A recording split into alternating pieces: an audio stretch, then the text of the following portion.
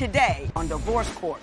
Mr. Harris, I am here because I am sick and tired of the cheating, the lies, the mistrust issues that we have between each other, and I want you to know that it has to end now. I'm tired of you giving your money to other women when you should be taking that and spending it on us, on our family. I'm tired of it. I don't even know if I could trust you again. You can trust me. I've made mistakes. You made mistakes, Yes, but it I has didn't to stop cheat on today. you with your friend. The same with you. You weren't supposed to cheat on me. You forgave me, so now it's an issue. The first again? time I forgave you. Kelvin, the second time I forgave you. Yes, so How many it's times am I okay for you supposed to go forgive you? screw my friend. It's okay for you to sleep you with said it my was okay. friends. You said and it was okay. No, I didn't, Kelvin. Yes, you did. We need to do something about this today. It has to finish, and we have to come to a conclusion now. Divorce Court is now in session. Good day, ladies and gentlemen. I'm here today with Kelvin Rhodes and Jaharis Ogando. The two of you have been together for 5 years. You have one child together. You love each other, but you're not quite sure whether or not you're ready to get married. You have some issues you need to resolve. So you brought me your marriage license with permission to tear it up should I find your union ill-advised. You also filled out my compatibility test. And I have some things I would like to say about that. Before we get to there, Mr. Rhodes, I'm going to start with you. Why don't you tell me a little bit about this relationship, why you love her, but you're not quite sure you're going to walk down the aisle? Because of the cheating. We've been in a relationship, and 2 years into the relationship, she started cheating on me, and that really just hurt me. Give me stories about some of the cheats. Well, I would look through her cell phone, and I would see text messages from other people, other guys wanting to meet up with her, which eventually led to her having an affair with one of her coworkers. Yes. Now, was that was it an incident or was it an affair? It was an affair. It was an affair. Ms. Ogando, what do you have to say about that? I did cheat on him, but it was because he wasn't showing me any attention after the 2 years of us being together. He wouldn't sleep with me. I'll throw myself at him, and he will completely ignore it. And what am I supposed to do? We're not intimate for more than 2 weeks, more than 3 weeks. So yes, I got close to a coworker. At first, it wasn't anything like that. We went out. So was there no intimacy at all, or No. is it was just infrequent? It wasn't. It wasn't. That's not true. Yes, it is. Yes, it is. Hang on. It went to one point. It was one time where we didn't have any intimacy For more how than long a 3 period of weeks, time? for almost a month. I would get it, and then we wouldn't even finish. He can't. Because I was tired. I was my working God. 12 hours a day, 7 days a week, every day. What do you do? I'm a truck driver. Oh, okay, so those long haul trucks. Yes. You know, a month without happens on occasion, especially when On you have occasion. somebody has a grueling gig. Did you talk to him about it? I did. Did you? I told him. I said, Kelvin, you're not. I'm throwing it at you. I'm throwing it at you, and it's like you're ducking. You're bobbing and weaving from it. Why are you doing? Oh, I'm tired, You baby. weren't bobbing and weaving, were you? Yes, I was yes. just tired. Yes, he was.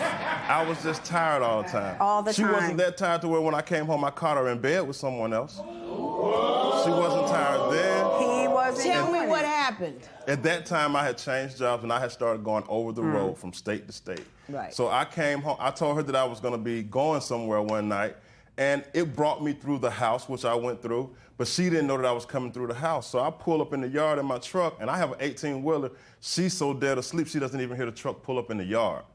And I see her car and another car in the house. I'm like, who in What the is world that? is this? So I disarm the alarm, walk in the house, walk in, and catch her and him in the bed together. Ms. Ogando, would you like to respond to that? I did. By this point, we weren't doing anything, Judge. We weren't doing anything. And if we did, it was one day, and then the next time we did something, it was the next month. So yes, I did. By this time, I was already planning on leaving him. I was tired of it. I'm sure. Beyond judging, intimacy, was there a lack of affection in general? Yes. Because intimacy is one thing and affection is quite another. It is. It was lack of intimacy. It was lack of affection. It was lack of everything. And still now, it's still lack of affection today, still. Now, Mr. Rhodes, I'm right with you about the driving. I get that, and I get tired. I do I get too. all of that. But, you know, putting an arm around a woman, baby, you look good, then you pass out. It's always available to you. You know, to feed her need probably doesn't take as long as you would think. But see, what she's not telling you is when I did come home, she would go out with her friend. She would leave me at home with the kids. He's doing all this. He's saying all this, but he's not telling you. He's so perfect, but he's not telling you he slept with my friend. My friend. My friend. When did that happen? That just recently happened, a few months ago. What we're talking about happened 2 years ago with me. I stopped. But he's not telling you. She didn't stop because she was still talking to this guy earlier this year. I can't help that. So we have to communicate from time to time. He just slept with my friend which it didn't just happen once. It happened multiple times. 3 times. Multiple times. Only 3, Joe. Right, Only 3. But Judge, she told me that maybe I should sleep with her friend. When I first met her friend, 2 weeks after meeting her, I told her, Jaharis, this lady's not your friend. She's making hits at me. She's making moves at me.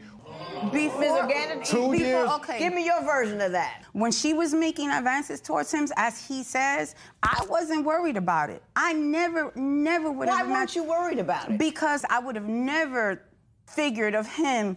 You would think that he would cheat on me. He would go for a Beyonce, not for a Precious. Oh, I said you so bad you ain't worried about other women. No, not that I'm so because you're bad. gorgeous. No, you are. Thank you. You're absolutely gorgeous. But and I you get would that. but you would think that he would go above and I'm cheating. If I'm cheating on him, I'm gonna go for something that's better. That's done.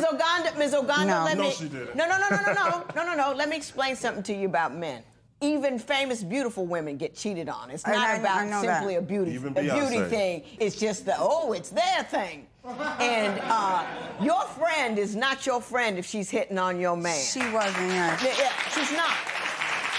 She can be kind to you, she can be nice to you, she can lend you money, but if she's hitting on your man, she's not your friend. Okay, Judge. And you don't leave it there to allow him to be weak with it. You know what I'm saying? But anyway, I just won't say before we say anything else, this is a before your vows. Deep. Very, very deep. So we're going to figure out what else is going wrong and then find out why you're still considering getting married anyway. She would tell me that she's going out with her friends. Oh, we'll be back by 9, 12 at the latest. I'm thinking PM. She shows up in the AM. Then she tells me that she will call me, let me know how everything's doing. Then I won't hear from her again until 11, 12 o'clock the next morning.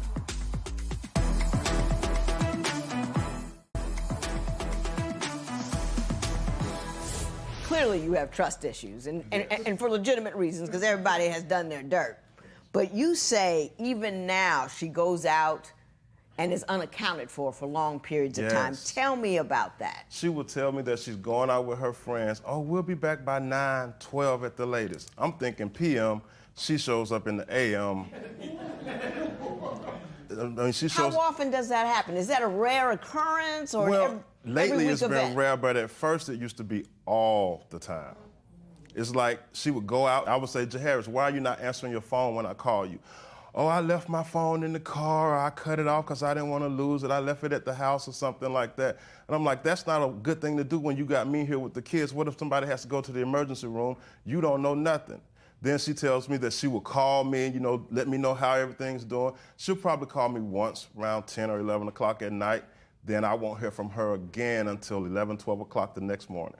Ms. Oganda, what do you want to say about that? He says now lately it's been real. Lately I haven't been doing it at all. But when I was doing it, I didn't even want to be home. So yes, I would go out with my girlfriends and stay over their house. No, I don't bring my phone out with me when we go to a bar or lounge or whatever it is because I don't want to lose it. So yes. Why didn't you want to be home? What was going on there that was so unpleasant? He always thinks he's right. He's never wrong, ever. For example, yesterday, okay. All right. Coming here. We're getting dropped off to the airport, and the person that's dropping us off is telling us, so where do I go? I don't know where I'm going. We both say left and right at the same time. I say go right, he says go left. So going right is going to take us the same way where we're going. Going left is going to go all the way around to the highway. I'm like, what are you doing? Why are you? Because you don't know what you're talking about. If you listen to her, she's going to have you in South Africa somewhere. I was in the front seat. Who was right? Look, you see? It was the same thing. It was just he has 30 to be seconds right. different. He has to be right. So why wouldn't you just let her go right? Because the girl asked me, she said, which way should we go? And she jumped in. And she jumped She in, says, yes. oh, she didn't ask him, oh, Kelvin, or whatever. She said, okay, so where do I go? She generally stated it, and he has to be right. I hear this from a lot of women, and I've been trying to articulate it in a manner that might make sense to the guys about whom they say it. The best I've come up with is this. She feels like you tell her she's not right a lot, and that it's really important for you to tell her she's not right. And you can't even let something go because she needs to know she's not right. Do you understand what I'm saying with that? I understand what you're saying. Do you think any of that might be going on? I'm not trying to fire her, but she doesn't want anybody to listen to nobody but her. That's not true. I give Jaharis advice. She won't take advice from me, but if Joe or somebody else gives her advice, it's like somebody just turned the light on in the room and she's like, oh, I never knew about that. That's not true. I could tell her the exact same thing that you would tell her, and she won't listen to me because it came from me. That. It's just sometimes you have to hear it from somebody else. Right. Sometimes you have to hear someone else say the same thing that this person that thinks they're always right. I got to you. get I'm get a clear understanding. I think I understand what you're saying. I would tell her stuff like, you know, we need to work on straightening out our credit and stuff. Oh we need to do this. Well, I do want to. Let's take a moment then, because I do want to switch gears a little bit here and talk about finances, because again, that's another major issue in your relationship, and it's often what trips people up when they actually do get married. Yes. He is giving money to a woman left and right every other day. $100, $275 another day. The next day, $15 for smoke. But she so does you're the telling same thing. You're telling me that she needed cigarettes, so you gave her $15 because she wanted cigarettes.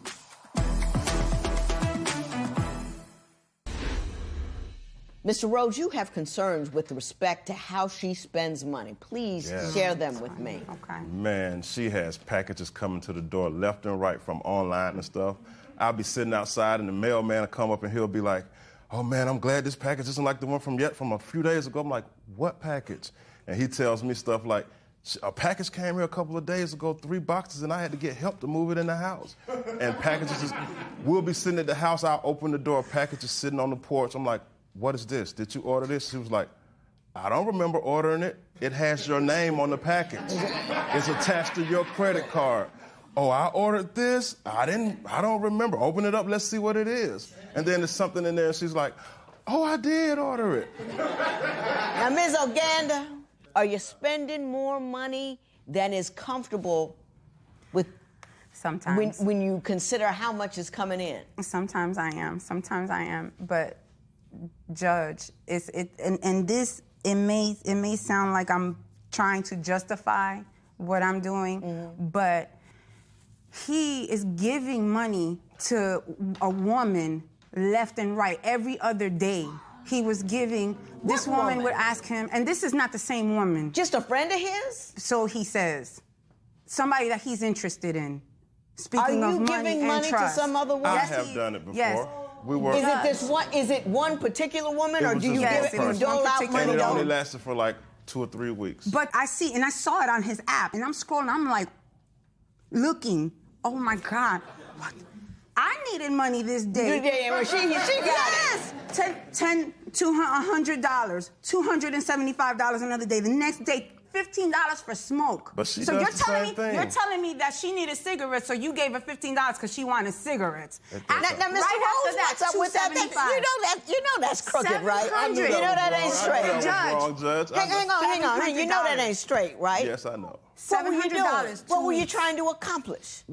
She asked me to help her get on her feet. Oh my God. And Jaharis took it upon herself to text the lady back as if she were me and ask her when would she pay me back. Right. And the lady told her, she said, I told you that once I get on my feet, that I would pay you back. Okay, so that's all it's been a while. Let me give hey.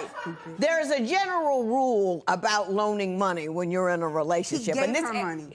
Hush. I'm sorry. To loan, to give, or otherwise, to take financial strength out of the house and put it in somebody else's house. Everybody got to be on board with it because everybody's living in the same house. I had a friend of my husband call once. You know, I do okay economically. People see that. Someone called, said I need a down payment of $3,000. can I borrow it from him? And I said, yeah, you can lend it to him as long as he's got a room for you in that house with him. Exactly. Exactly. Yes. That's because we're defending our gate. Right. We're defending our bank. This is our house. So before you either give it to the internet people or you give it to the woman across the street. I don't know if she crossed the street. I just made that up. Judge Toler, but look, you, yes. no. You know I'm what, not Ms. giving it to another man. Ms. Ogando, I'm gonna tell you something. If you ever want to be successfully married, you gotta know when to stop talking.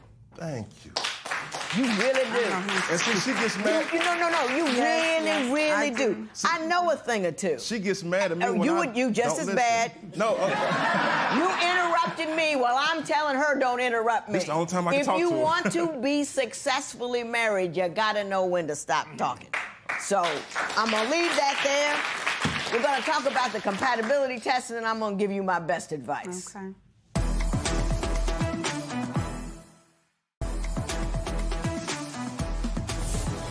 I gave you a compatibility test, and my man over here, when I asked, list 5 things wrong with you, what did you do? With me? Yeah. What did you write down? Nothing. There you go. I know I'm not perfect, but... Not ready to get married. And let me tell you why. When you can't list what's wrong with you, you can't make room for it. You can't make adjustments to it. So what's wrong with you doesn't collapse the marriage. You've got to not only know that you're not perfect, you got to know in what manner you're not perfect and understand how that will wear on a marriage. So until you're there, you're not ready to marry. You've got to be strong, whole way. There's this thing called a married state of mind. A married state of mind is, oh, he's making me unhappy for 30 days.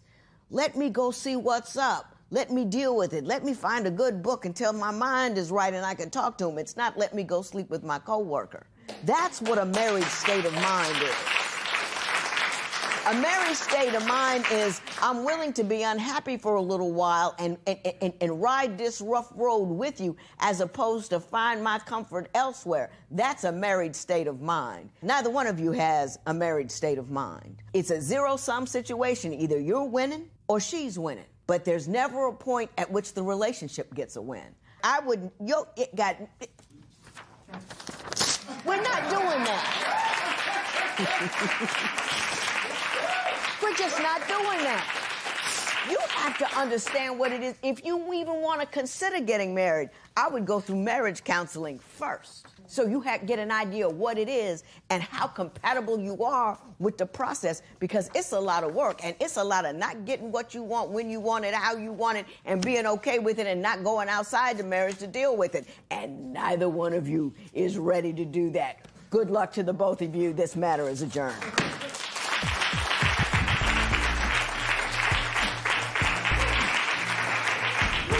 I know that I'm not perfect. I know that I've made mistakes. I know that I've done things that I shouldn't have done, and I know how to change those things. I know that Jaharis is a good person. She has flaws, and so do I. And if she's willing, I forgave her. Hopefully she's willing to forgive me. I believe that I do still want to be with him because aside from the cheating and everything that has stopped, he's a great man. He loves my children that aren't his, as well as the one that is his. He takes care of us, and I take care of him too. Everything stopped.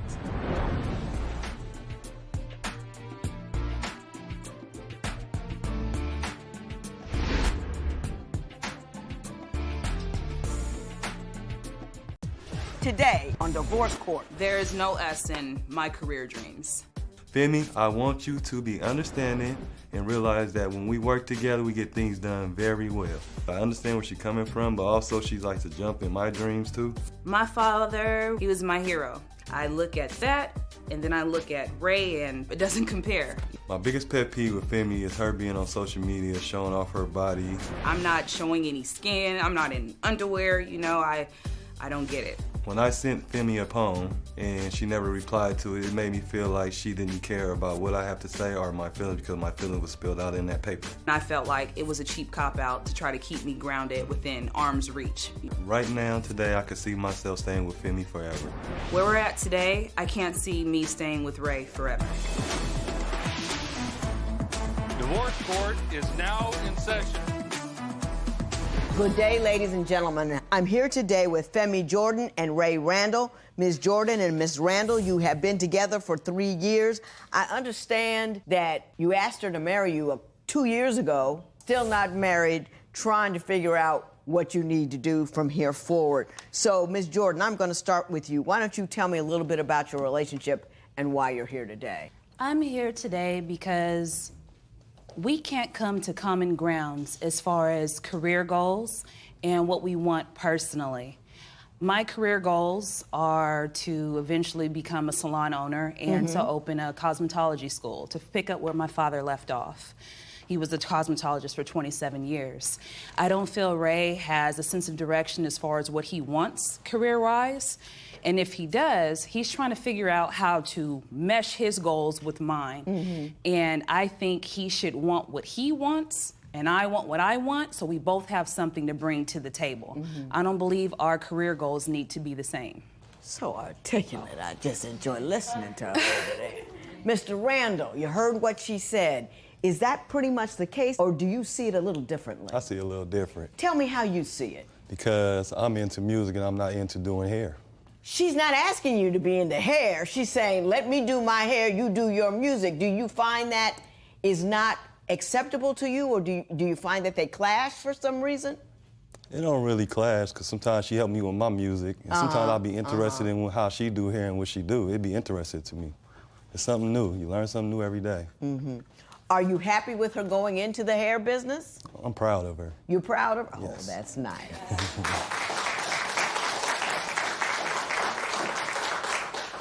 I understand, however, though he is proud of you, he is somewhat concerned about pictures that you post as a part of what you contend is making your brand and your business. Why don't you explain that to me? I've taken a picture, I would say, the beginning of this month.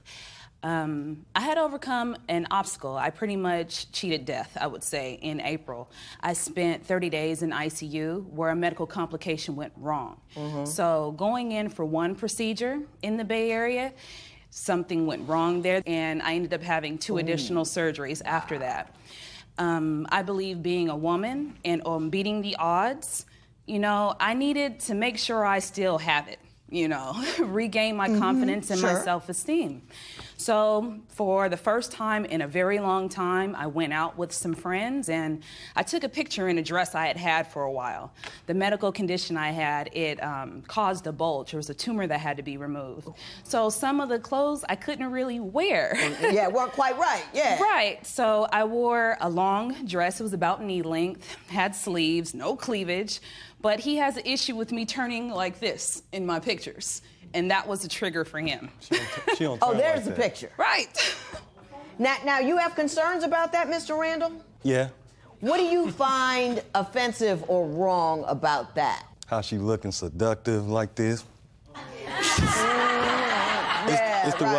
It's the way you do things. You don't have a problem with that, do you? I didn't have a problem with the front one. With the front one, it's just the one I was in back. about to press the like on there. It was just an angle, just the angle for it. You trust her, don't you? You just don't want guys getting ideas. You know, it'd be stalkers, weirdos, things like that. Let me tell you something. I'm in a robe, and they come for you.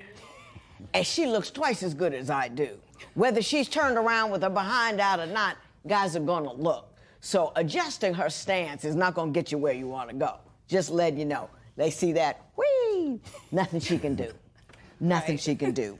What do you think is the major concern, other than how she dresses? The way she's talked to me, yell at me, just... Give me an example when she's gone crazy and started yelling over something you I don't can give think you an was example important. about this morning. She told me to walk her to the room. I walked her to the room. I came in. I said, can I lay down for a minute? She said, no, you can't lay down. Get out, get out. I got to do my makeup. I got to do my hair. I'm like, okay. Lay down. I said, why do I have to get out? She said, get out. So I got up.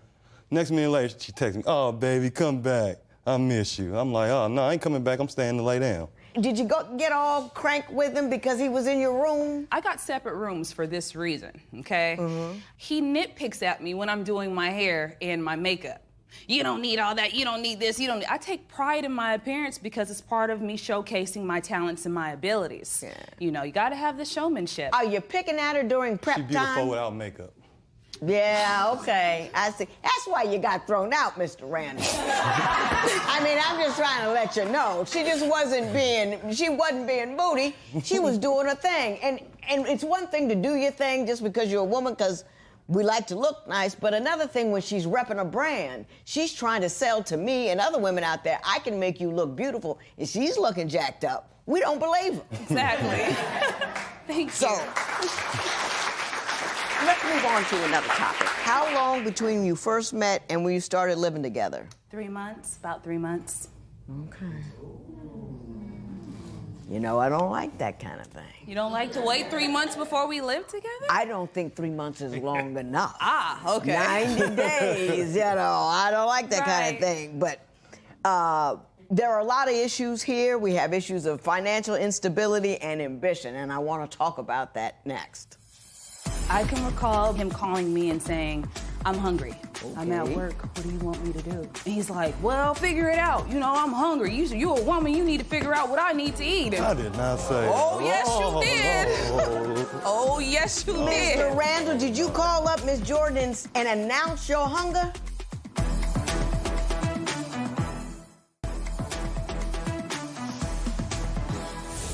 Ms. Jordan, you say he's immature, and as a function of that immaturity, finances aren't correct, and your situation just isn't right enough for you to get married. Explain that to me. Leading up to the 3 months, well, after the 3 months where we didn't live together, I had took a job offer in this in San Francisco, in the financial district.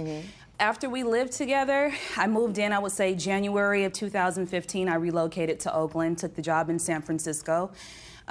He then tried to sell himself as how he could be the man of my dreams. You know, I'm the one for you. Let me do this. Let me do that. I would say by Valentine's Day, we set up a date. We made it official, you know, and we moved forward from there. However, his demeanor just completely changed. I kind of felt like once he got the ability to call me his woman, his girlfriend, that's when the irrational demands and requests started. Give me some examples of irrational demands and requests. I can recall being in San Francisco at my job and him calling me and saying, I'm hungry. And I'm like, I'm at work. What do you want me to do?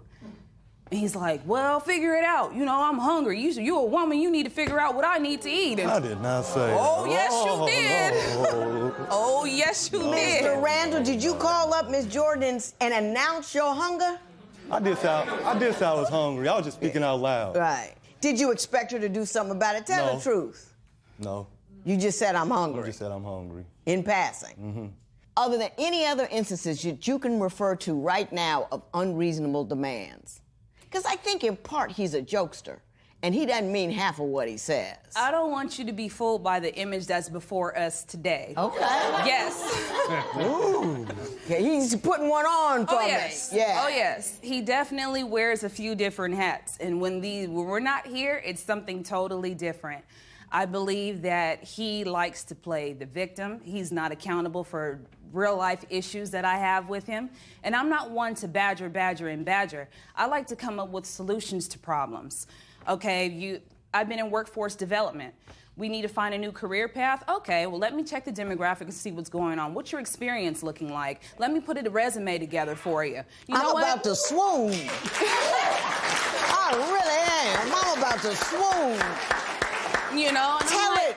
I'm like, okay, well, let's work on your appearance. Let's work on your showmanship. When you go in, don't fold your hands. It's offsetting. Make sure you're not talking with your hands. Sit up straight. Stay away from loud cutters and patterns when you're interviewing, that type of thing. I'm always offering solutions. But if it's not his way, it's the highway. Like, he wants me to cut off what makes me original because he wants me to fit under his mold. I kind of feel like he's intimidated by my potential. Okay. And I'm not here to walk away or anything, but you need to get it together. Exactly.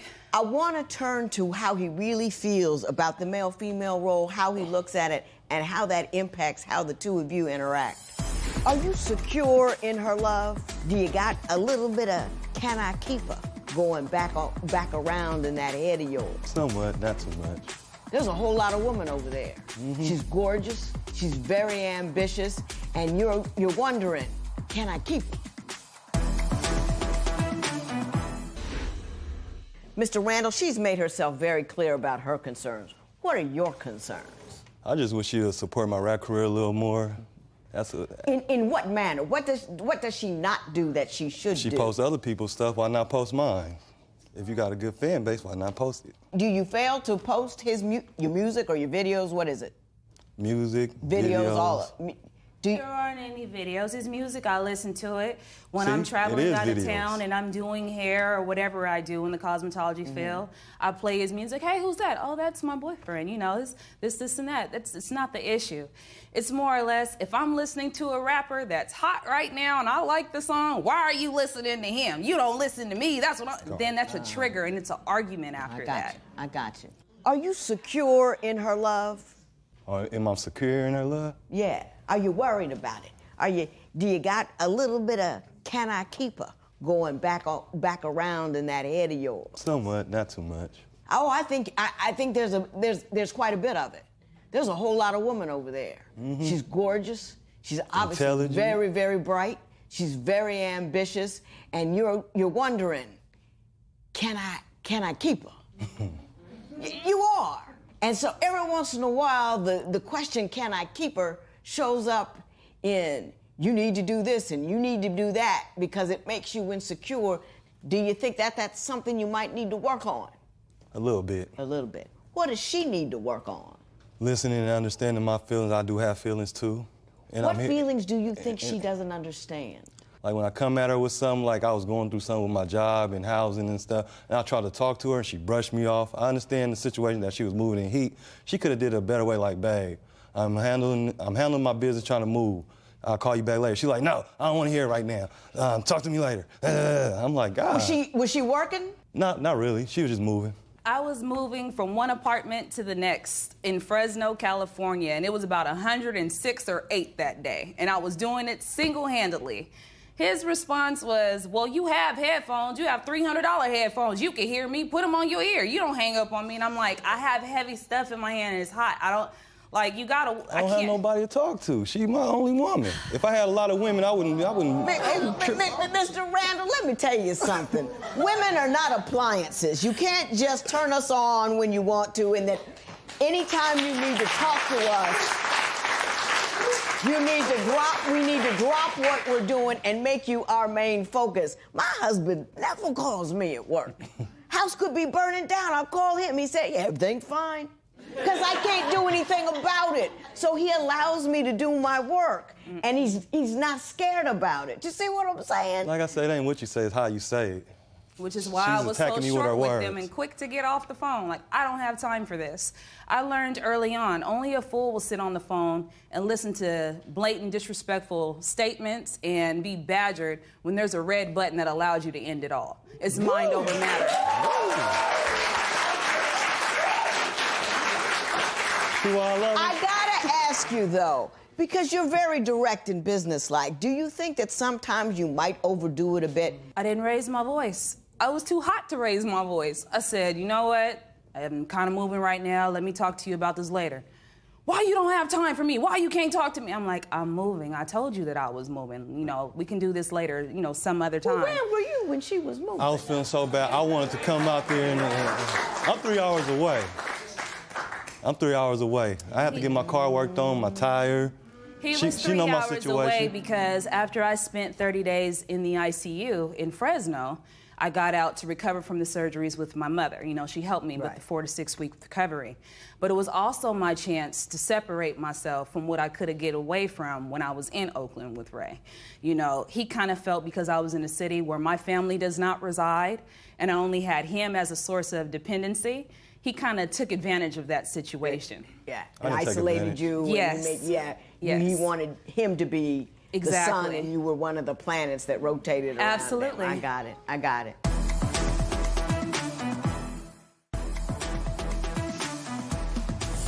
If I had a daughter and somebody was going to say, you have a little template and a checklist of all the things you want in a daughter, I would hand them a picture of you.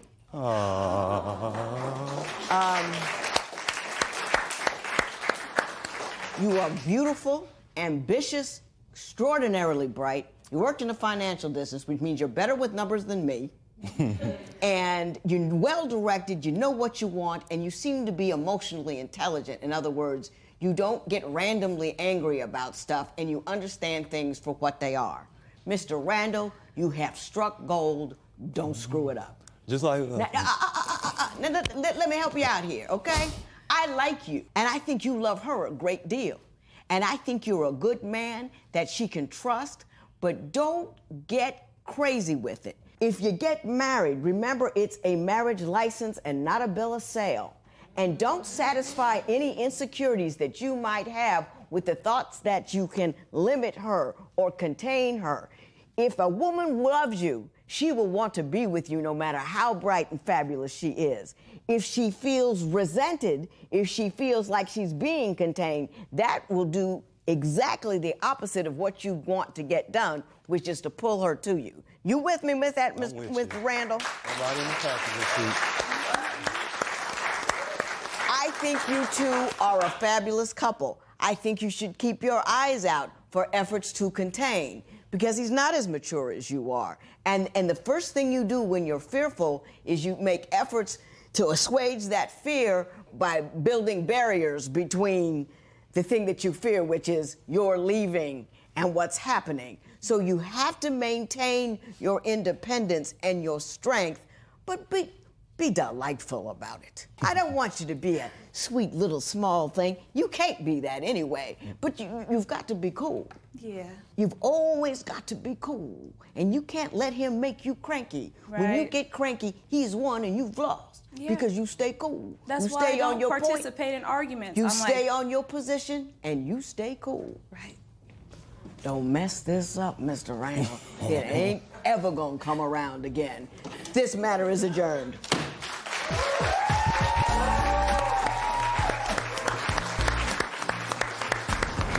The judge told me I struck gold. I know I did. I feel like a miner found that nice piece of gold. I'm gonna take the judge's advice and go ahead and straighten up my act and stop being childish and take the little things more serious in our relationship. I'll give Ray a year to meet his own expectations. I need him to be able to work a job that's gonna pay a few more bills. I need him to be open to communication with me, regardless to what the topic is.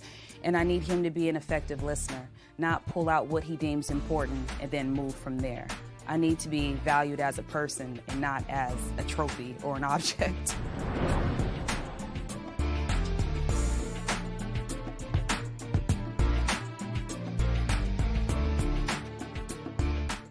This show contains language that some viewers may find disturbing or offensive. The views expressed in this episode of Divorce Court do not necessarily represent the views of the producers or me, Judge Lynn Toler.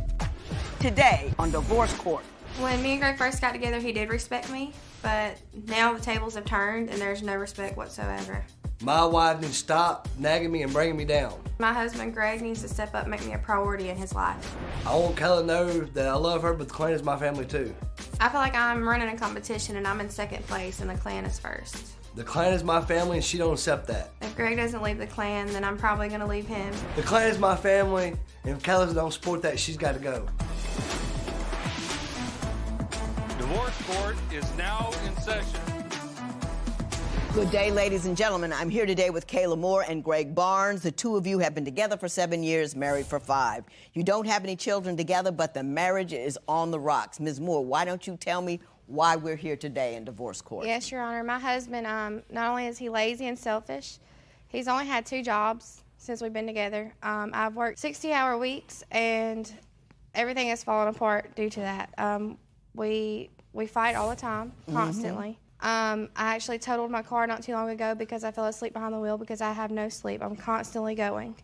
Now, you work 60 hours a week. You don't have any kids, but are there any kids in the house from previous relationships? No, ma'am. Does he take care of the household while you're gone? I mean, is dinner ready when you get get home? Is everything cooked and cleaned? I wish it was. It's more of playing video games and me having to come home and pick up his laundry right beside the laundry basket. Mr. Barnes, is that an accurate reflection of what's going on at your house? No, ma'am. She's selfish. I mean, Okay, well, let me ask you this. Are you unemployed? No, ma'am, I'm not. I'm working hurricane victims right now. Oh, okay. So, but that's something that just recently happened. Before the hurricanes, were you working steadily? Oh, yes, ma'am. I mean, not constant, but I mean, I repossess cars, stuff like that. I always had a little income. You all got side jobs coming here and yes, there. ma'am, always. Yeah, always got side jobs. Does he always have a side job?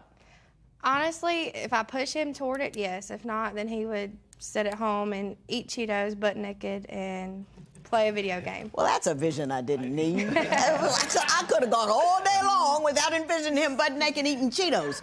Mr. Barnes, let me ask you this. Do you believe that you're carrying your weight around the house? I mean, now, take a minute.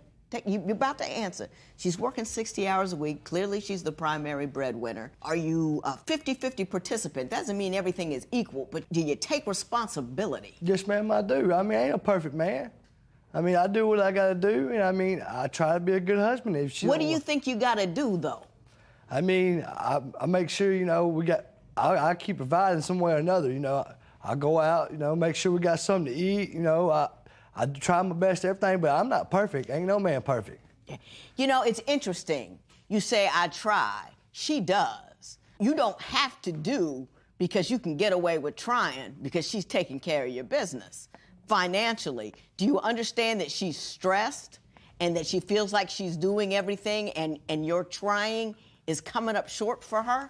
Yes, ma'am. I mean, I understand, but I mean, like I say, ain't nobody perfect. I got that part, yes, Mr. Barnes, but you're losing your wife. Yes, ma'am. And part of the reason that you're losing your wife is she feels like you're just kind of drifting about in the relationship and not carrying your weight. And if you want to keep your wife, you might want to change a few of those things. Can you admit to that? I mean, I invite her to do everything with me, you know. I mean, I try my best. I mean, ain't nothing, in her eyes, ain't nothing I do good enough. Nothing. Mm-hmm. And I get tired of her nagging. What does she complain about you don't think she should be complaining about? Like a few weeks ago, I had a few beers. I was, you know, late. It was about 3 o'clock in the morning. I decided I'm going to go down, do a little fishing with the guys. You know, I'm down there drinking a few beers, and I was getting ready to go home. Before I made it home, before I even come up the bank, she was down there wondering, where you at? I mean, what you doing? I'm fishing. It's 3 o'clock in the morning. You're supposed to be asleep. Because I'm out fishing. I ain't doing no crime. Okay. Ms. Moore, do you have a different take on that story? Your Honor, it's 3 o'clock in the morning. I worked all day. I want some home time. I want some cuddle time. He's drinking. A couple beers, a 24-pack a case is not a couple beers. He's down there with his buddies fishing, I agree, but he didn't catch no fish. So it was just a waste of time from the get-go. Be at home with me, catch me, don't catch no fish. Did you hear that? She wants to get caught and she doesn't want to. Do you pay attention to her? Is she more than just a paycheck and a cook to you? No, ma'am, I didn't say that. I mean, I've been going through some things. I had an aunt that died. You know, I'm going through a change of life. I used to run wild. You know, I'm trying to be a man now. I'm trying my best at everything. And she's just so jealous and selfish. It's just it's unbelievable. Give me an example of her jealousy or selfishness. Like if I go out with a friend or something like that, you know, she wants all my time with her, 24/7, 7 days a week. I cannot go outside. I can't have a beer. I can't do nothing. She wants me under her butt 24/7. Can you give me an example? Like, for instance, one time I worked out of town. I was in Alabama. I worked, and, you know, I got kids. And my friend dated this chick, and she had a 15-year-old little girl. So the little girl was obsessed about something. I mentioned the little girl, you know, trying to be a good example. She needed good advice, and I was trying to do that. Instead, my wife thought I was trying to sleep with a 15-year-old, and to me, that's sick. I don't believe in child molestation like that. Everything I do, she's more worried about that I'm going to cheat on her, or I'm trying to mess with this kid, or I'm trying to mess with another woman. Has he cheated on you in the past? Not that I know of. That's actually what made me lose my trust for him. That girl, she was well-developed for a 15-year-old. She's not all 15-ish. She's more of 25-ish. I mean, no trust, there's no love. How can you love somebody you can't trust? Mm-hmm.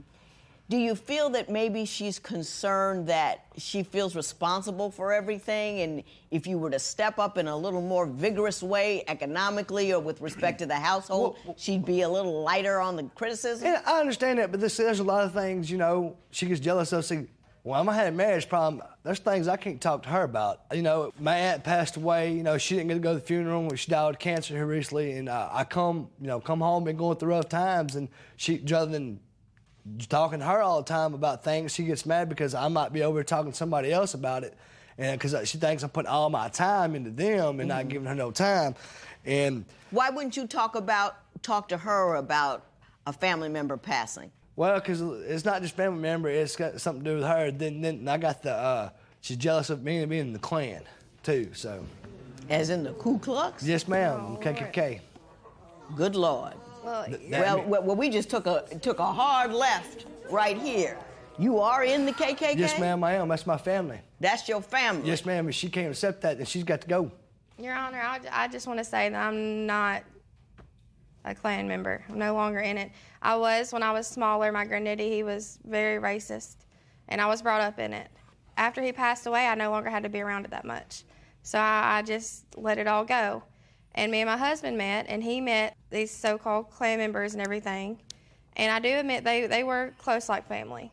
But things happened, and they left him. They weren't there. He says it's their family. It's not. I'm your family. I'm with you 24/7. You can't buy love. And well, we're going to talk to Mr. Barnes a little bit about his membership in the club and why he finds it so compelling. I have no problem with black folks. I love all people. I love all race. One of your daughters married a black guy. You lose your mind? That ain't gonna happen there. I disown both of them. Why not?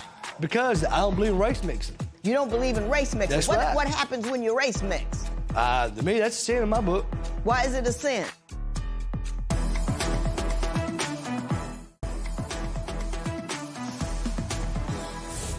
So, Mr. Barnes, you're a member of the KKK. Yes, ma'am, I am. Okay. Tell me why. Well, I'm gonna tell you something. I'm not racist, for one thing. There's a difference between a black person and we got white and you got black people. Black people get out and bust their backs every day, take care of their family. They're not out here selling dope. You know, they do what a man's supposed to do. Then you got the thugs. You got white thugs and you got black thugs. I don't want to see your pants below your knees. I'm not no homosexual. Pull your pants up. I don't want to see that stuff. I don't want to see your butt hanging out. So you're saying that for you, inclusion in the Klan has nothing to do with color. It's right. A socio-economic statement of respect and honor. You understand that that's not the KKK's background, right? Yeah, well, see, the Klan was originally, if you look in your history, the Klan was originally originated for not just racism. It started out for people, you know, like, say, if this guy don't work over here and he's beating on his kids, we'd come in and handle this man. That's not true. I do a lot of reading. I don't know how many books you've read on the Klan, but I've read a lot. I know a lot about the Klan, man. You know what they've told you? I know a lot about the Klan. So you think it was an organization designed to keep advocacy for women and children who aren't being taken care of? That's basically what you're telling me. It did get out of hand. It really did. It really did? Yeah, it did. But, you know, that's my beliefs, you know. Yeah. Like, see, I got bullied when I was a kid by blacks. They run me over, things like that. I mean, them are thugs. I don't like that. Mm-hmm. I don't like them at all. Mm-hmm. So, since yours is a socially responsible organization, what is your view? Will you let black people in? Yeah, if sure. I wanted to join the Klan, yes, I could come on over and be welcomed by you. Ma'am, you smiling because you know that's not true. I have no problem with black folks. Mm-hmm. I love all people. I love all race. Right. But there's a lot of things that are going on. But you do understand that the Klan does things other than that are white supremacists, anti-Semitic, all of that. You get all of that. But you're just saying your particular chapter isn't like that. No, ma'am. This 2017, this is a whole new chapter. What happened in the past don't got nothing to do with me. I'm here to change the world. Really? And you're going to change it to be a better place in the Klan? Yes, ma'am. That's deep. I wish that was true. I find that hard to believe. I'm not white supremacist. You're not a white supremacist? I don't claim myself to be white supremacist. You don't see me out here in the streets running wild, tearing stuff up, you know, beating up this black guy over here or stuff like that. You don't see me doing that. A black person can move in next door to you. You wouldn't have a problem. Oh, yes, ma'am. I can sit down and have a conversation with a black man in a heartbeat. I didn't say sit down and have a conversation. I said move in next door to Yes, you. ma'am, Two separate yeah. things. No problem. Yes, ma'am. One of your daughters married a black guy. You lose your mind? That ain't gonna happen there. I just saw both of them. Why not? Because I don't believe in race mixing. You don't believe in race mixing. That's right. What happens when you race mix? To me, that's a sin in my book. Why is it a sin? God made us different for a reason. Give me Bible chapter and verse on that. Well, what does it say in the Read Bible? that too, you know, by the way. Yes, ma'am. Go ahead. What does it say in the Bible where it says we should all come together? It doesn't say we can't. Don't. God, It doesn't say. There is no prohibition between races intermixing. Just none. It's just not there. Yes, but you can claim, you can thump the Bible, but you really ought to read what's in it. Yes, ma'am. Before you thump it. Like I said, God has put us up for a reason. If He wanted us all together, He would have made us all together. But when everybody was born, you have a mixed kid all of a sudden, and you have, everybody together. He's put us up for a reason. He might have split us up for a reason, but y'all came and got us and brought us over here. No, Yes, ma'am. you did. No, ma'am. There are Yes, slave you did. kings in Africa that sold as slaves. Look in your history. Yeah, but you still bought us. Yep. You still that bought ain't us. my fault. Yeah, well, now that we're here, you ain't happy.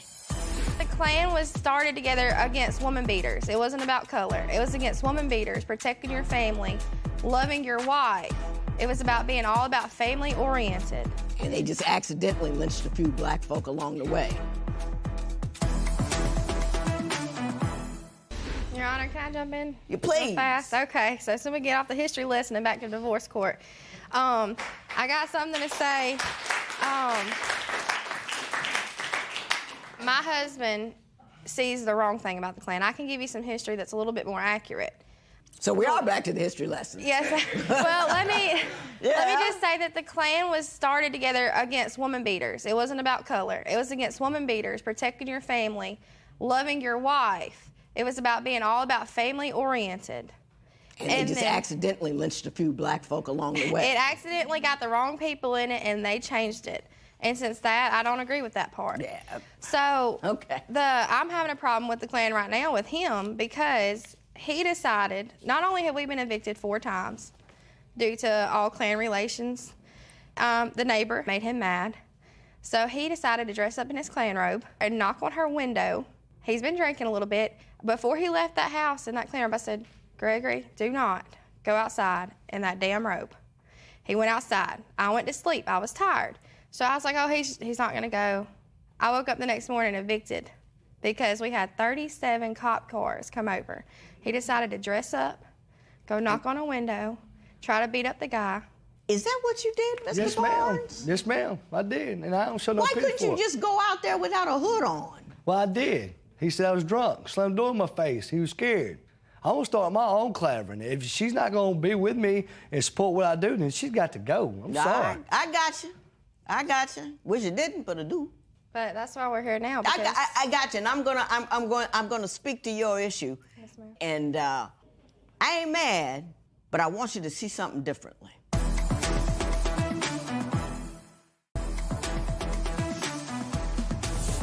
This is America. America. You can believe whatever you want to believe. You can be in any club you want to be in. And I can't get mad at you for being in the KKK because that's what you want to do, because it is America. And that's what it stands for. It stands for having the right to do whatever you want to do. Yes, ma'am. You know, as long as you don't hurt other people. That caveat is very important. But I'm not going to talk about that here. What I'm going to talk about is the KKK in the context of your marriage. Even let's not even call it that anymore. Let's call it your little club. What you're doing is you're placing your club above your obligation to your wife. That's what she's upset about. You say if she can't get down with the fact that my club is first, she can go. Now, if your club, as you say, was about protecting women and honoring them and all that kind of stuff, how is it that you aren't being the man in your relationship that honors and cares for and takes care of your wife? You see what I'm saying? Yes, ma'am. That even if what you say about what you believe is true, you're not doing that with respect to her. Well, I mean, it's hard to do that because, it's hard. I serve and protect my neighborhood. I don't want no child molesters in there. You think you're going to send a man to prison for child molestation for 2 years? Mr. Barnes, you're in the business of groupthink, and you cannot allow groupthink to disassemble your home. Nobody wants child molesters in their neighborhood. That has nothing to do with the manner in which you treat your wife, paying bills, taking care of her, making her feel like somebody. That has nothing to do. One thing has nothing to do with the other. You have to be a grown, strong person on your own and not be part of a hooded harem in order to feel like you're powerful. And what you need to do is turn and be the man in your household first before you do anything else, or you're going to lose your wife. You want to lose your wife? That's up to you. But that's your problem, and that is what should be your goal. I'll let you say something because you're about to lose your mind over there. What do you have to say, Mr. Barnes?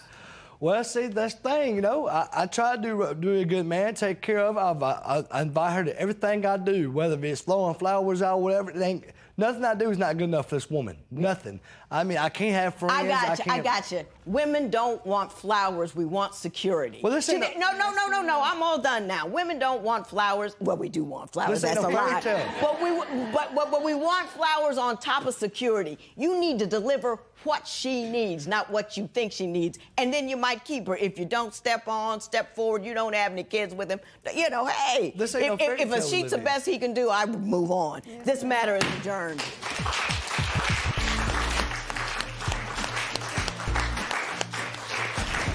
The Klan has been there for me when I didn't have a place to lay my head down and have nothing to eat, and my wife wasn't there. So I'm not going to turn my back on my true family. I love my husband because he's got a big heart. He does everything that he can for his family, but yet it's not in the right way. It's more of him thinking that buying me a flower once every year is going to make me happy. It's not. I say it in court and I say it live, and I mean it. If she's not going to support me, she got to go. I'm going to be in the Klan from forever. I'm very aggravated to hear that my husband is telling me that I have to go. If I have to go, the door swings both ways. Don't let the door hit you or the good Lord split you. That's how I feel.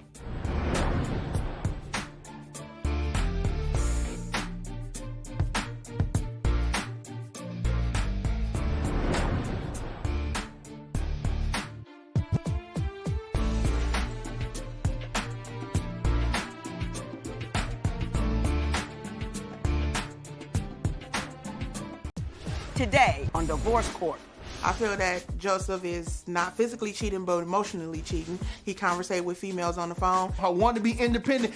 It doesn't allow for me to give her everything that I know I can give her as her mate. So I'm an independent woman. I'm going to be strong with or without him. We can't communicate on certain things. Then how are we going to make this work? How are we going to be together? He doesn't communicate with me, but he can find time to communicate with other women. Sometimes your attitude make a preacher want to cuss. Come on now, Taquita. He would be an awesome husband. It's just some things that we need to work on. Divorce Court is now in session.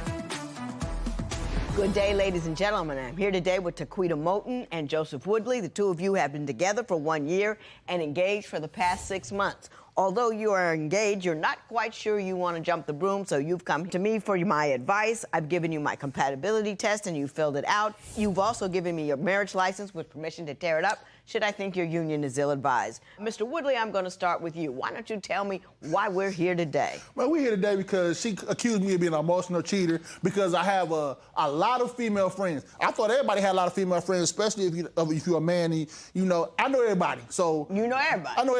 I know everybody. And I think a lot of that comes from the fact that, you know, I talk on my phone, get text messages, or every time we out somewhere, I see some people that I know, and they're like, hey, Joe, I'm like, hey, how you doing? It ain't nothing, just, how you doing? Nothing but how you doing? Man, it ain't like I'm trying to go home and sleep with them. I'm just, you know, how you doing? But I think a lot of that really comes from that a situation that happened. One morning, me and her in the bed. It's a nice Saturday morning. Right. And my phone go off. It's probably about 7:45 in the morning. So I get the text message, and the female say, "Hey, baby daddy." I'm like, who is this? Because, you know, the name ain't in my phone. So I ain't think nothing of it. But, you know, she trying to figure out why you got a text message at 8 o'clock in the morning, you laughing about it. So, you know, I let her read it. And I guess it didn't set the right way. So, you know, it was a bunch of banter because I gave her my phone. She said, baby daddy. And I'm like, and the chick said, yeah, baby daddy, you know. And you know who it was? Man, let me just finish. What's wrong with you? We need to leave. But anyway, before I was rudely interrupted, the female, her and the female went back and forth. If I was trying to hide something, I would have, be like, I don't know who that is. But I gave her the phone. So they going back and forth. And when a female revealed who she was, she told her in her text, do not text this phone no more. Do not call this man your baby daddy until we get a DNA test, because it's a little girl, I think she's about 5 or 6 years old, that this female been saying it was mine. And I had been asking this female for the longest, can I please get a DNA test? She said, yeah, you can get a DNA test, but never gave me one. But she gave me results. Man, but hold on, though. But let me finish. I was trying. But anyway, so when the baby came out, it wasn't mine. I ain't hear no, well, Joseph, okay, I understand that females is messy. I'm going to just go ahead and let you have this. No, because I still hear about it still to this day, and that happened a while back. And if I'm trying to hide something, why would you give her the phone? Exactly. But how am I mostly cheating, though? Ms. Moulton, are you mad because some free radical woman out there was trying to be messy? So, yeah, that situation where he said happened. But he not telling you that the day after, she texts me, because I know the girl. I know who she is. She texts me on social media. Yeah, he ain't all he cut out to be. He ain't ready to be in no relationship. Da-da-da-da-da. And then she sent me a text message between them two. So he trying to act like he just don't like her. He can't stand her. This, that, and the other. But let me tell you what the text said, Judge. What is that? He say, hey, what you doing? She say, okay. She say, I'm at the doctor's office. What's up? He said, I'm horny. But he ain't telling that part though. He ain't telling that part. I just put, he left that whole part out. But all I needed to know that he didn't. Ain't I talking right now? Okay.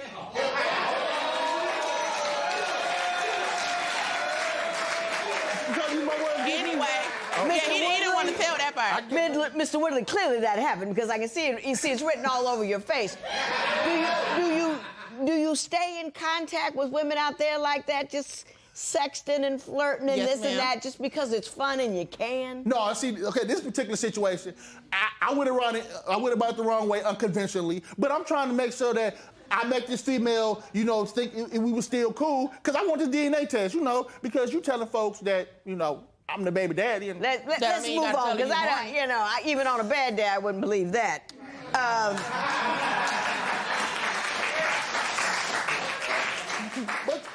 But y'all, what happened when you took your daughter to the daddy-daughter dance? Oh, yeah. Oh, that right there caused a firestorm of everything that you could think about. It was my daughter, Judge. Was it your daddy-daughter dance? It was my daughter that he took. See, he took, okay, well, go ahead, tell me story. But anyway, okay, me and her daughter went to the daddy-daughter dance. We was decked out, man. We was clean. We was clean to the nines. So she wants to put things on social media of me taking the baby to the daddy-daughter dance. Which, by the way, was the sweetest thing in the world. Yeah, I try to be a good guy, But the backlash behind that was something that I never thought I actually had to deal with. There's another female that... Another one. Yeah, I like women. Go ahead. Mr. Woodley. But anyway, it's another female that is no longer in my life. We don't have no dealings with each other. She wants to, again, text different things that went on between me and her, where it ended up with a $30 receipt being screenshotted. Yeah, I sent the girl $30. She asked me for it. And that right there went on. And this was like, a few months after the DNA thing. What's that got to do with the daddy-daughter dance? But she felt that since I had a good thing going, I'm going to go ahead and put my 2 cents in and try to disrupt that, because she probably wanted me to come back and she wanted more than $30. She probably wanted this chocolate man standing right here. So, hey, why not? Baby, But hey, and guess what? The female did exactly what she set out to do, cause some disgruntlement between me and her. And so, she want to say, what you was doing with her? Was y'all messing around? And then she kept on, again, she wanted to go back and forth with the female, texting and all. But this female was bold, though. She called my phone. And as soon as the phone rang, not even 2 seconds of me saying hello, and, she got some nice-sized hands. She grabbed it. What you want? I said, Ms. Moulton, did you put her in check? Oh yeah, I checked her. It ain't no problem with me checking her. But he not let it be known that he was conversating with her. He was giving her false promises, saying he was coming back to where she lived at. She told me that he was supposed to been coming home and this and that, and telling her how I'm your man. I'm the only one that paid the bills in the house, which was a lie. Because if you ain't paying no bills, you ain't gonna be up in my house not paying no bills. So he had to be paying something. And it's like I told her, those little $30 wasn't nothing. If you needed that, honey, I could have sent you that. You could have let me know you needed it. Yeah, and I would have sent it to you. We all for charity. We get blessed by giving blessings. Mrs. Moulton. you see what I did with your honor? You see what I did with? If I were you, Mr. Woodley, whatever nonsense I was doing, I would stop. Because you with the wrong woman with that. I'm not doing nothing, You with the wrong woman. Judge, I told him that in the beginning. Now I want to talk about Ms. Moulton's OCD. She took every towel that was folded up, dumped them out, and just threw them on the couch. And she sat there the whole time she folded. This is why I don't want you folding my towel.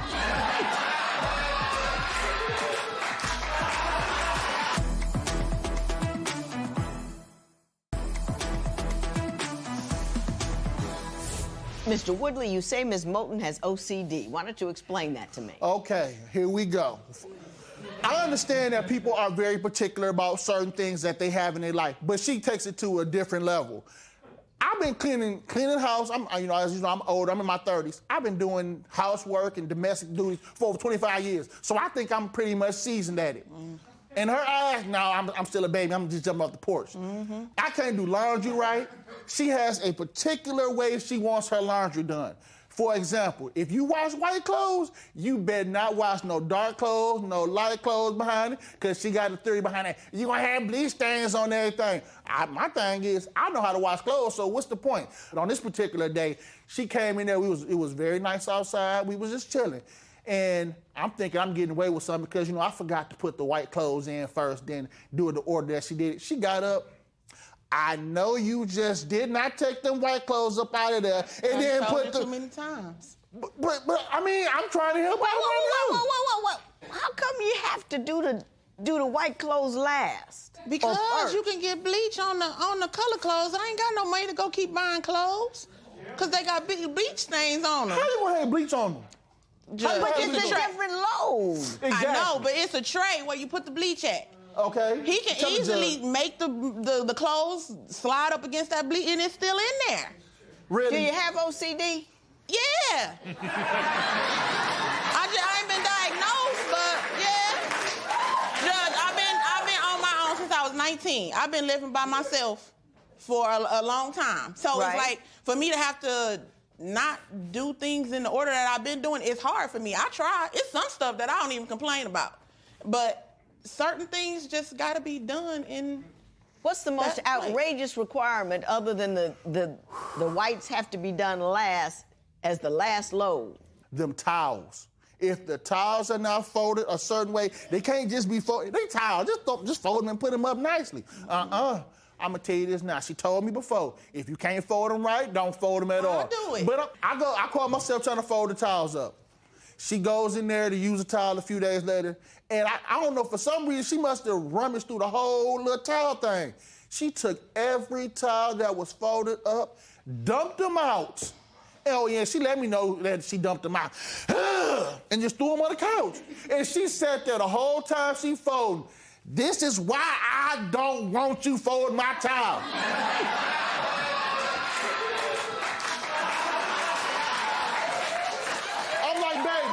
I'm like, baby, they're getting folded. If you can't do them right, don't do them at all. And and then she get that little look on her head. I'm like, you know how the women be. I'll be like, really? So, Ms. Moulton, now let me talk to you.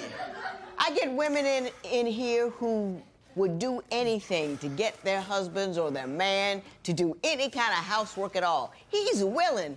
Are you beating him up about the way he does it? It's limited space in my house. So if I need you to fold this towel 3 times instead of flat 2 to make it fit, then I need you to do that for me. It ain't enough room for it to be flat because it ain't gonna be enough room for all the tiles. And that's all I tried to explain to him, and plus, I mean, that's just the way my mama taught me to fold. That's the way you want it's your house? And that's the way you want your towels folded? Yeah. Joseph, the grass needs to be cut. Okay, I'm gonna cut it, but I work crazy hours. What goes on social media? She put on there, oh, he gonna be mad tonight because I done cut the grass, hashtag Miss Independent.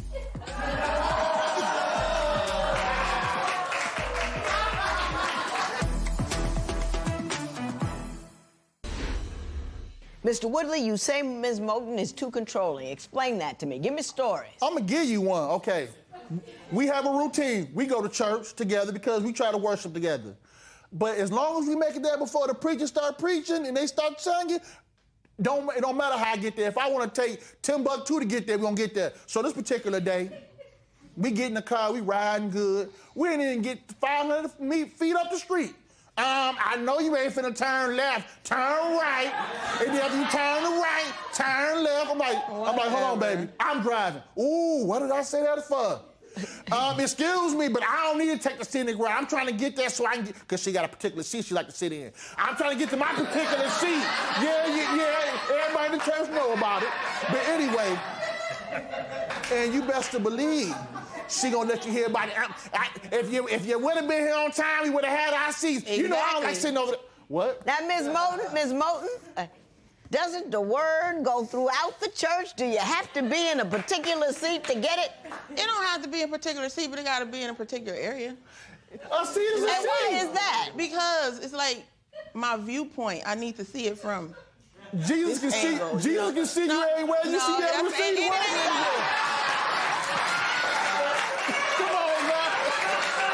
I mean, my viewpoint. It's not even a point. Answer this question. Do Jesus need a viewpoint to bless you? So why you need a viewpoint to sit somewhere just to get the word? I'm talking to you. Huh? Yeah.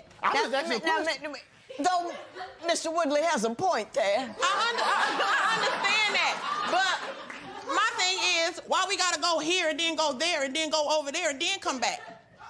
I just want to go where I got to go. I like to be at home. Do you say he's too independent or you say she's too independent? She's too independent. Tell me about that, Mr. Woodley. Okay, now, the grass. I have a problem with the grass.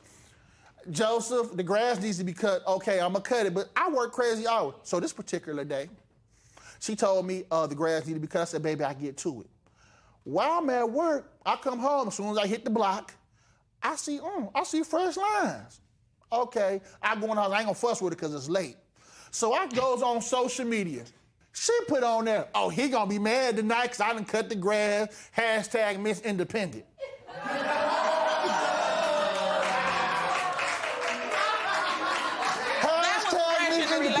That was fresh in the relationship. I don't care if it was 2 days old. If I'm supposed to be... Stop, Ms. Moten. Do you do that kind of messy stuff? Put on social media? I was a social media freak then. Have you recovered at all? I have. I don't even be on there like that no more. Oh, that's good. But since we're talking about social media, though... I don't do nothing indiscretions on social media. He looks single on social media. I'm nowhere on his Facebook. I'm nowhere on Instagram, Twitter, I'm nowhere. Don't nobody know nothing about me unless I'm a family member. It's a family member or something like that. Okay. I got a sense of what's wrong. I'm trying to figure out what's right so I can figure out if there's really any point of me addressing the marriage. Please do.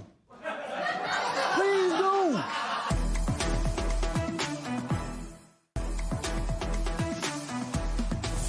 I came in here, I was tired, my arm was hurting, I want to go home, and then I ran into y'all.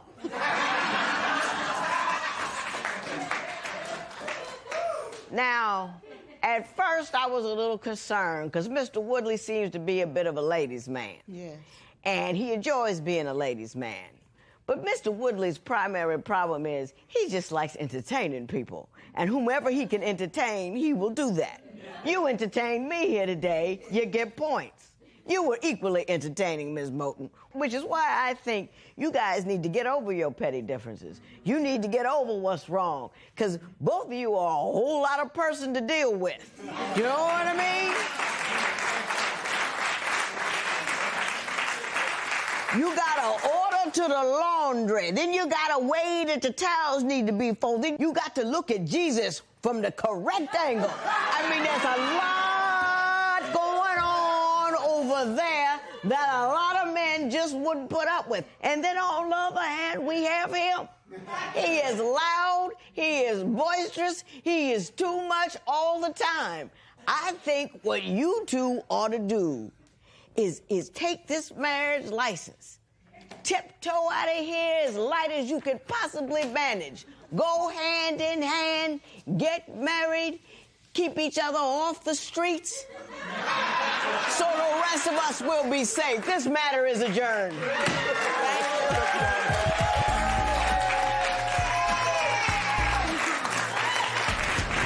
The best advice that I got from the judge is to stop being controlling and to control my OCD.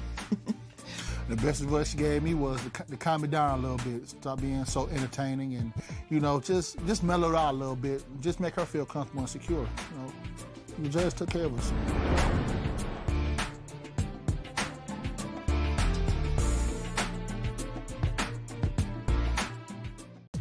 Today on Divorce Court. Tim freaking ruined our marriage because he doesn't remember the next day what he said or did. I think Lakeisha's cheating on me because she's sneaky. Well, I hired your cell phone. I don't even know what her cell phone ringer sounds like. I think he's a sex addict because he's constantly on porn sites. He's always asking me for threesomes. Instead of talking, she likes to yell and scream. And it's either his way or no way. I would like to be with Lakeisha. I love her, but right now it's hard to say.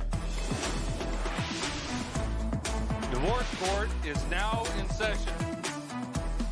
Good day, ladies and gentlemen. I'm here today with Lakeisha Rye and Timothy Taylor. The two of you have been together for 8 years, married for 5, and you have 1 child together, and you each have children from previous relationships. Mr. Taylor, you back again. Yes, ma'am. I saw you. Different woman, different marriage. Yes. But he was here before. Mm-hmm. And so I've heard. Before we go forward, I want everybody to see what we did the last time Mr. Taylor brought a wife to divorce court. While we're in the process of making love, he told me that I'm his main girl, but I'm not his only girl. Yeah. I did tell her that, but at the same time, it was time to end the charade. It was too much going on in my life. I had too many women I was juggling, trying to hide from her. And it just got too hard. I just had to call it quits. Don't you feel awfully small behind that? No, I don't, Your Honor. I don't feel bad about it at all. You don't feel badly about hurting someone like that at all? Someone who had done nothing but love and care and pay your bills. You hurt her terribly at a very, very vulnerable moment, and you don't feel badly about it at all? I didn't really know that I didn't want to be with her until I met the person that I'm with now. Whoa. Is she the person you were with then? Yes, she is. At that now? Yes, she is. No. No, Your Honor, I'm not. No, what? No, ma'am, not at all. Ms. Rye, why don't you tell me what's going on in your relationship that has brought you to divorce court? Tim is a big sex addict. I am tired all the time, so he always wants to have sex. Sex. If it's not from me, it's from somebody else. I've done fought prostitutes. Here recently, my daughter caught him on the couch at his mother's house with another prostitute. Oh, she's fight prostitutes? She's definitely lying. Soon after I had my son, I had to get in a fight with a girl. Tell me what happened. I confronted her a while and asked her, I'm hearing that you're dealing with my husband, and she denied it. And actually, I happened to call and check my voicemail, and when I checked my voicemail, Mr. Taylor accidentally called my phone and left a nice message with him talking to the girl on my voicemail. Mr. Taylor, did all of that occur? All of this did occur, Judge, but the thing that she's not telling you the truth about is these girls aren't prostitutes, And if they are, they don't tell me about it. I'm not paying them. Right. It's not my fault these girls are out there doing extracurricular activities. So what you're telling me is, Mr. Taylor, yes, I'm sleeping with other women around on my wife, and yes, they may be prostitutes, but I ain't paying them. This is your point. Now, she does her investigations on the females, and she finds out that, yeah, these girls might be dabbling like that. But when I meet them, they come to the barbershop, and I cut their kids' hair. We go out and have, it's never a discussion of money. It's not like I'm paying for sex. Do you have any feelings that you ought to be monogamous? And do you find the fact that you're sleeping with other women at all problematic? I do, Judge, I do. And to set the record straight, I've been with Lakeisha for 8 years, and I haven't touched or looked at another woman for 5 years. I've been completely faithful for 5 years. So ever since you said I do with her, because you've been married 5 years, exactly. Right? Ever since I said I do. So 5 of the 8 years, none of this happened. And then recently, I caught Lakeisha texting another guy, and all of that, like 2 different guys. That's when I moved out. That's when all the problems started again. Okay. She started it. I got you. Now, Ms. Rye, you claim that he's been unfaithful recently. Tell me the most recent time you caught him. The recent time is he was at his mother's house, and first off, I see him in the car with this young lady. He tells me nothing happened with me and this girl. I didn't sleep with her or none of that. We just went to my mom's house and got in the jacuzzi. You went to your mama's house, though. You couldn't even pay for a room. I did pay for a room the first night. Mr. Taylor! Like I said, Judge, we've been separated for 3 months. I live with my mother. That's why I took her to my mother's house. My mother would sleep. How was got it? a big backyard. We go get in the jacuzzi. My mother would never know. Get your own house and take her to your house. How about that? What caused you two to separate to begin with? Her texting the next guy. I caught her phone. She had an alarm on her phone, and it went off about 5 o'clock in the morning. So I went and looked at the phone. It was up in the closet in the purse. It's not a regular phone. It's like an old phone. So I opened it up. I look at the phone, open it up, and she's in a DM texting some guy, "What are you doing?" So I get on his Facebook, and I look him up. I see his pictures, his face. Right. And then I call him. Right. We have a discussion, and he says, "Yeah, that's my partner. I've been talking to her for a minute now. We hang out sometimes and all of that." That's not what he said. What did he say? He said, "That's my partner and I know her." And from there, he takes one story and runs with it. Right. So he hears one word and he think he know what he's talking about. That's my partner. That's a little bit intimate. Anything other than that's my partner that leads you to believe that she was sexually involved with this guy?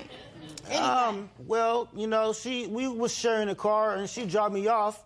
And then I went to another store right before I went into my business. So I stopped by the driver's side door, and I opened it up to give her a kiss. And she was talking on the phone that I've never seen before, and she drops it and tries to act like she wasn't even on the phone. And I was like, "Well, give me that phone."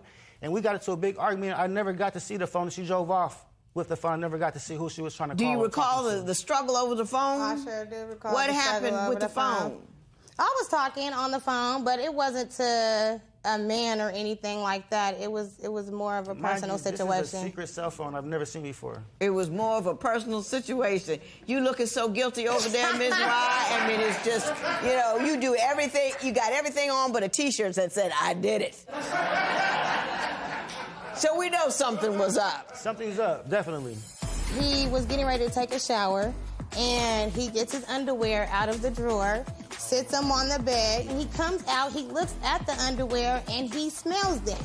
His words are, "These ain't mine, this is another man's." The next day, he's saying they're not his, he burns them in the backyard.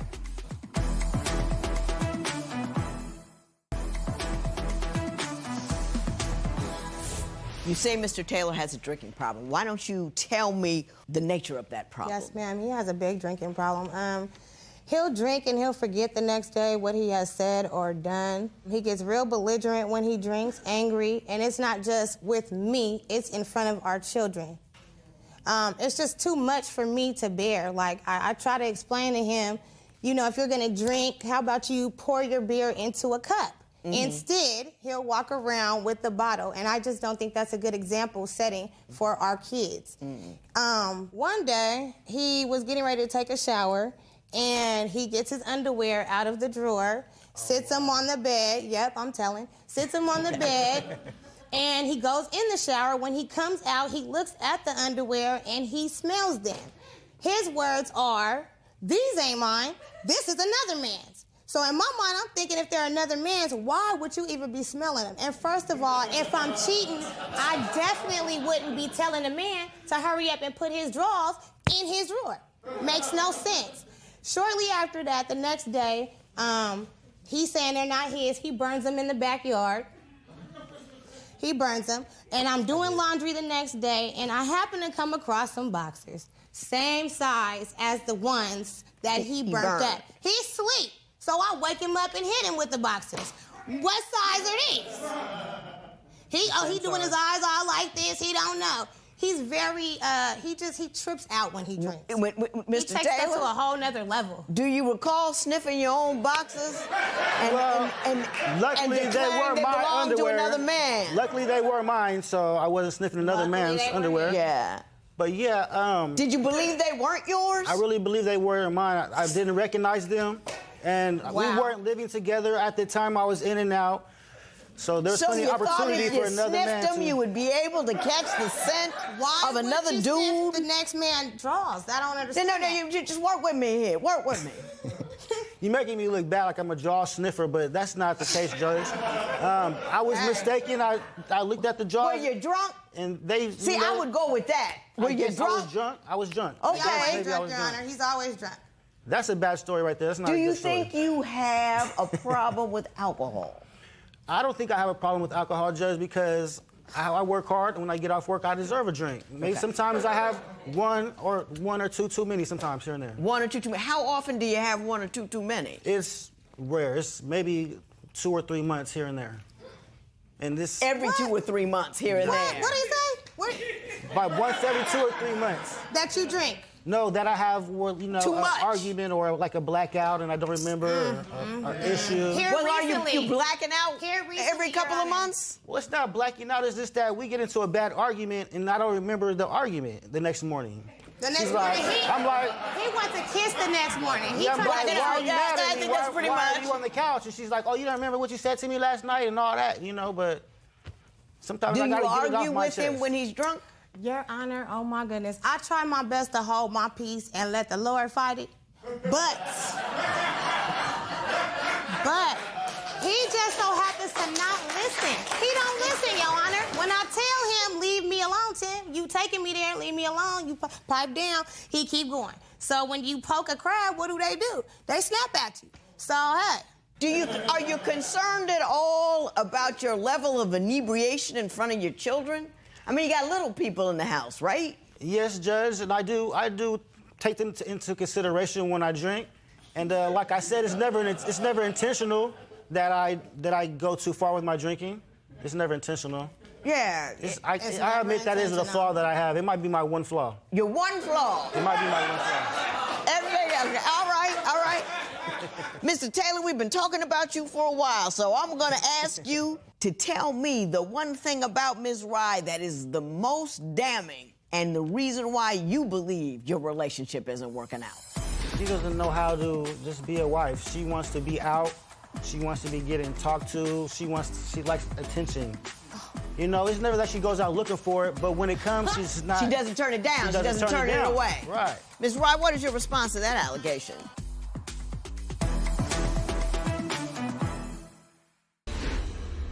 You've been fighting a lot of allegations here, Mr. Taylor, so I want to give you an opportunity to tell me what you believe Ms. Rye has done to contribute to the breakdown of this marriage. Well, my wife, she's a very beautiful woman, and her main thing is she doesn't know how to just be a wife. She wants to be out. She wants to be getting talked to. She likes attention. She doesn't want to just stay at home, be a stay-at-home mom. You lying. Why you lying? When she goes out and she wants attention, do you say she goes out to clubs and wants attention from men? And what's she doing? What's she saying? What's she wearing? It's not that she goes out looking for it. It's just that she doesn't turn it away. You know, she gets guys' phone numbers from she gives her phone number out of, like, every guy that she's ever met. Oh, I was just bumping into her at the store. You know, it's never that she goes out looking for it, but when it comes, she's not. She doesn't turn it down. She doesn't turn it away. Right. Ms. Wright, what is your response to that allegation? Your Honor, he lying. I don't go out. I don't go out. And the last time I did go out, we were together. So what are you talking about?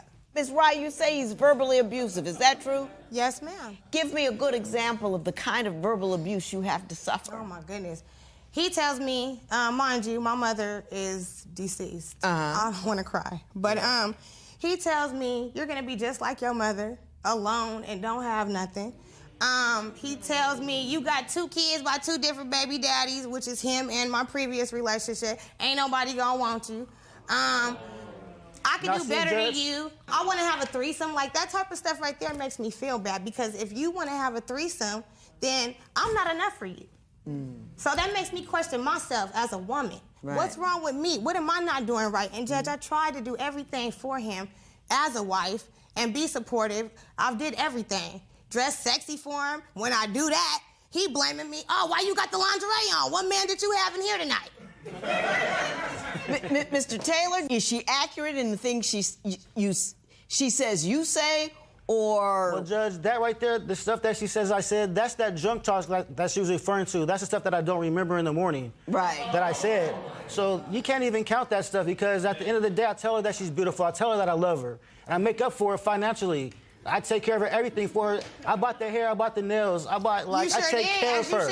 As you know what I'm saying? As you should. I still do. As you should. No matter what, Judge, I got her back. Right. I got scars on my hands right now for working on her car because her car broke down. Yeah. But you know, it all counts, whether you're drunk or not. All of that counts. Every dart, you know what I mean? I can't be drunk with a gun and shoot at you and say, oh, the bullet didn't count because I was drunk. Yeah, I'm a Sour Patch Kid. I'm sour and I'm sweet. You gotta take the good with the bad.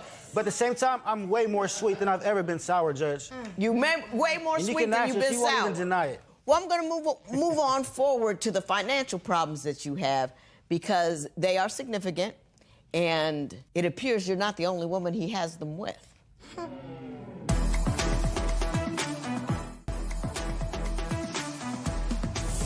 You say you have financial difficulties, Mrs. Rye, because of what he spends his money on. Tell me what you mean by that. He buys jewelry. He wants to put beat in his car.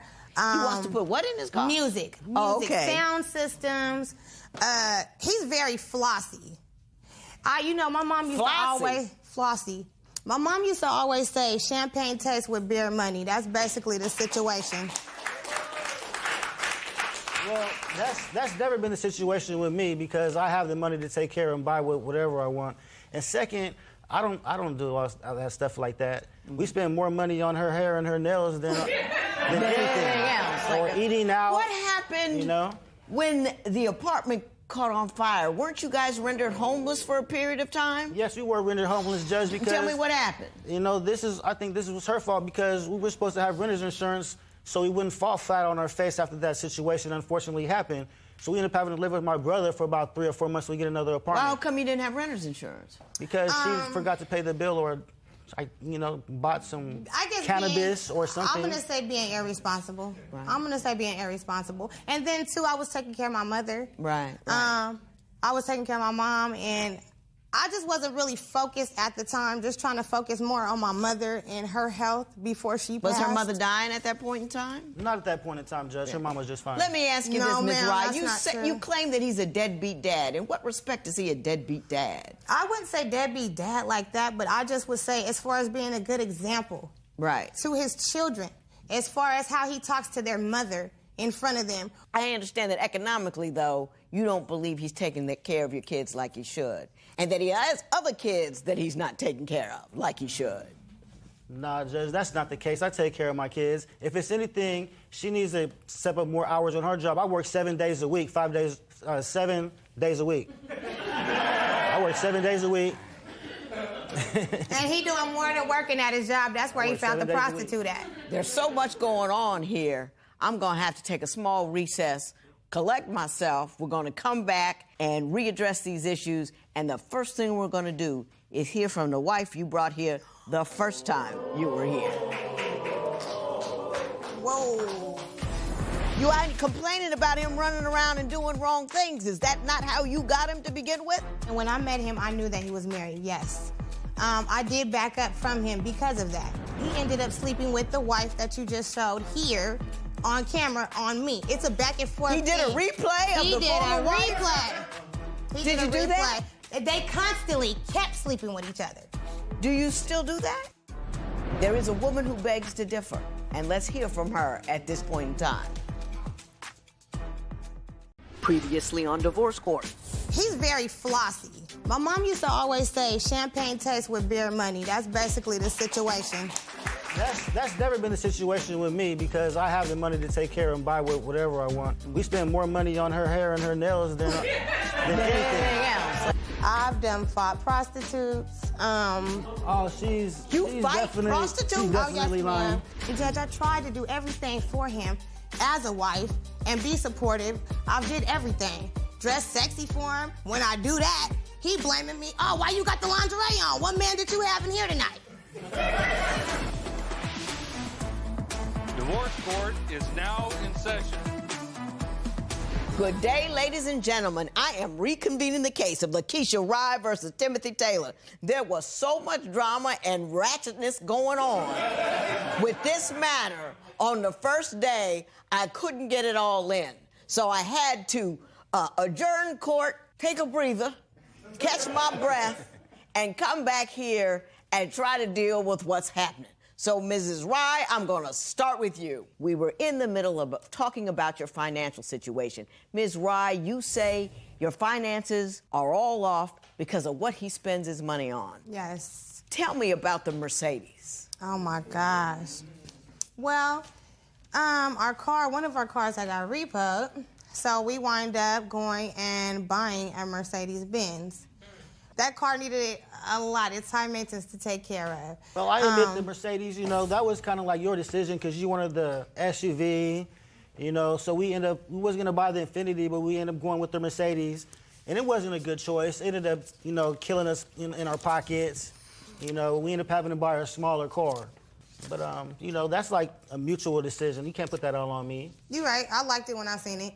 Okay. I think you're both a bit of spendthrifts, aren't you? I mean, you like the bling, you like the pretty stuff. You're going to spend thousands of dollars on hair and shoes and cars and all this kind of stuff. Not all the time, but here and there, we do like to splurge. But enough so that if something bad happens, you can't recover.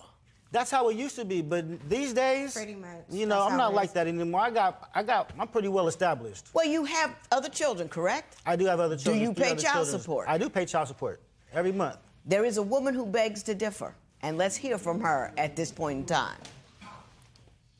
Lakeisha is because you knew from the very beginning that he was a cheater and a liar because you started talking to him whenever we were still married, living together, and we have 3 kids together, and you knew it because I called you and I told you. The problem I got with Tim is the fact that he chooses to chase after women rather than take care of his kids. Honestly, I just wish that both of them would just grow up. That was the woman you came to divorce court with the first time. Yes, and you were running around with her on her. Is that right? Yeah, maybe. Ms. Rye, now wait a minute. You ain't complaining about him running around and doing wrong things. Is that not how you got him to begin with? He told me that I met him, and when I met him, I knew that he was married, yes. I did back up from him because of that.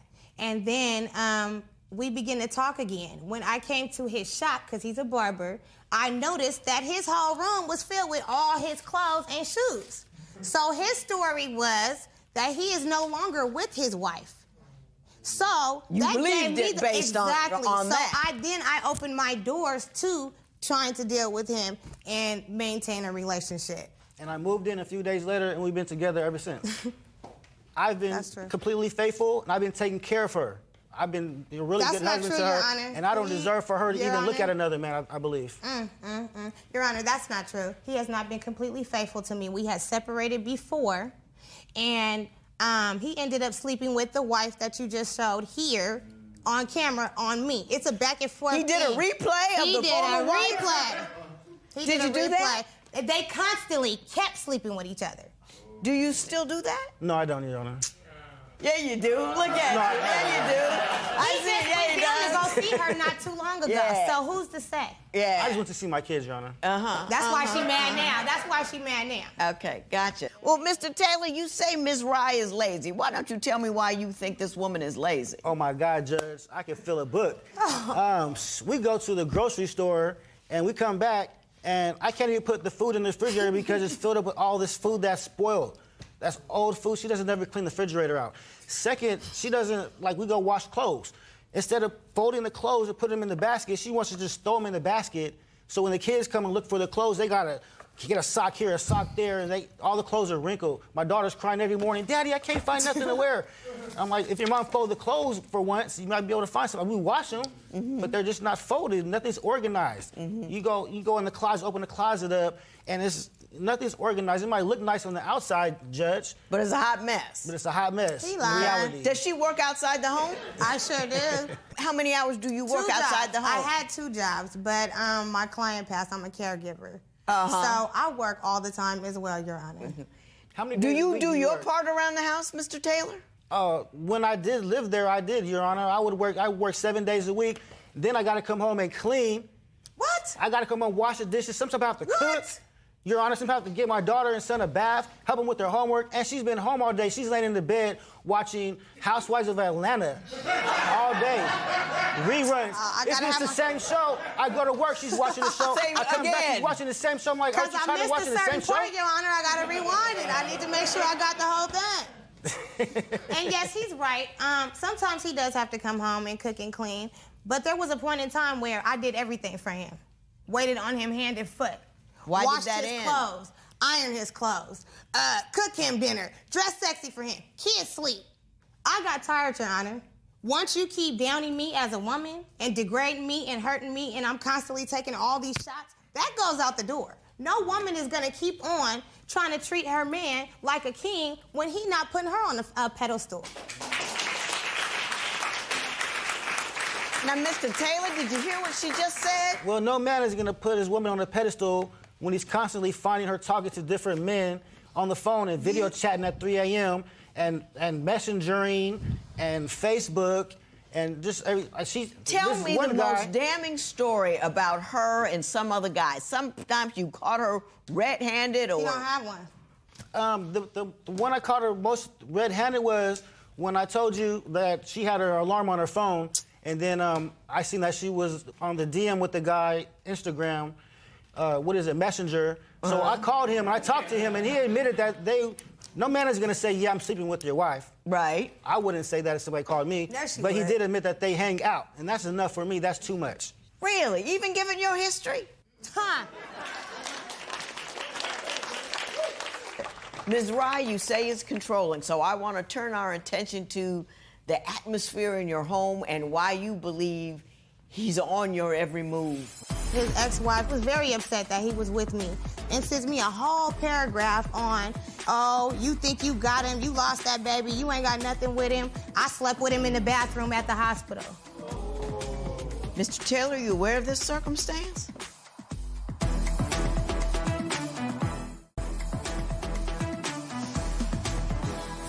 Now, Ms. Rye, you contended that he continues to flip-flop and go back to his ex-wife. Yes. Why don't you tell me why you believe that? I had a miscarriage and was recovering from it. And I think that his ex-wife kind of was, of course, I'm not going to say think. She was very upset that he was with me. So she would find any little thing to get him to come over to see her. And she Facebooks me, or MySpace, this is back in the day, so she MySpaces me and sends me a whole paragraph on, that's why I still got my man, and oh, you think you got him, you lost that baby, you ain't got nothing with him. I slept with him in the bathroom at the hospital. Mr. Taylor, you aware of this circumstance? He has to be. He was there. I'm aware of it, Judge. But like I said, that was... Did that occur? This is when we first got together. This is 8 years ago. She's bringing up really old stuff right there. Yeah. But doesn't that kind of speak to your character, though? That, you told your first wife while you were being intimate that you were in love with her. Then, when she has a miscarriage, you bring the first wife over to where she is and have sex with her? I mean, were you just, you know, high off the idea that you could hurt, you know, that you had it like that you could hurt people with impunity? Did that make you feel good? Back then, Judge, my first wife was still really hounding me, and she was trying to get me to have sex with her all the time and then throw it back in her face just for that reason, to break us up. And you're that weak. And you still did that you were unable to say no. You know what I mean? Not doing it. Not having it. You could have not called her to the hospital. You know what I mean? She was you see waiting where at the I'm going hospital, with this? Judge. She was waiting at the hospital for him. She already had that planned. So, like she said, that was her plan, and I kind of fell in the trap. Like he always does. I'm a man, so it's hard to turn down sex, you know. I'm a man, it's hard to turn down sex. He's a sex addict, Your Honor. Especially when you're still married to the woman that's giving it to you. That's a beautiful excuse, Mr. Taylor. It really is. This is an excuse, you know, worthy of a boy, of a 19-year-old, but not a grown man with children. Yeah, you know, you're right. And I have grown up a lot since then, Your Honor. Like I said, I keep saying, I haven't cheated in 5 years. I've been completely faithful to my wife until she started it. You know? I didn't cheat, though, Your Honor. He just found a number in my phone.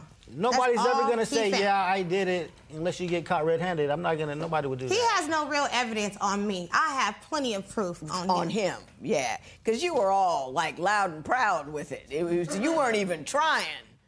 You know what I'm saying? This last time right now, like I said, we've been separated for 3 months. I've been living with my mother, and you know, we're still friends. I go see her sometimes, but with the understanding that we are separated. Right.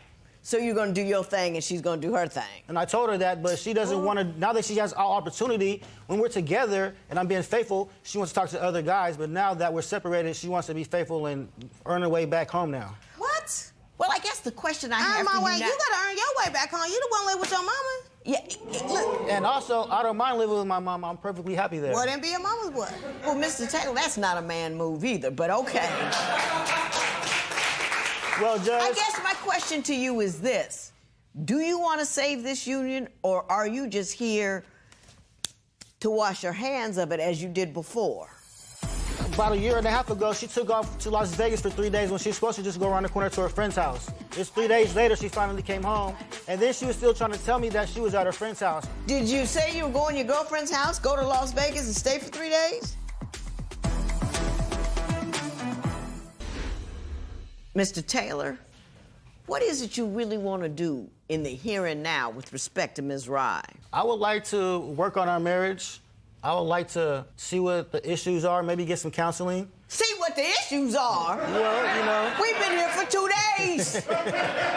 You don't know what your problem is? Well, you don't know what the conduct you're engaged in is causing her to fade to black? You don't get it? You're not with me? He's controlling too, Your Honor. Very controlling. In what ways is he controlling? He doesn't want me to go out. As soon as I leave the house, he calling me. What's taking you so long? How long you gonna be gone? What's that in the background? Why it sound like that's a man in the background? I heard the man in the background. Like, we literally arguing on the phone, and I'm telling him, boy, that's the radio. What are you talking about, brother? It's always an issue. Do you blow up her phone when she's not at home to make sure that she's not doing the wrong thing? Well, Judge, about a year and a half ago, she took off to Las Vegas for 3 days when she was supposed to just go around the corner to her friend's house.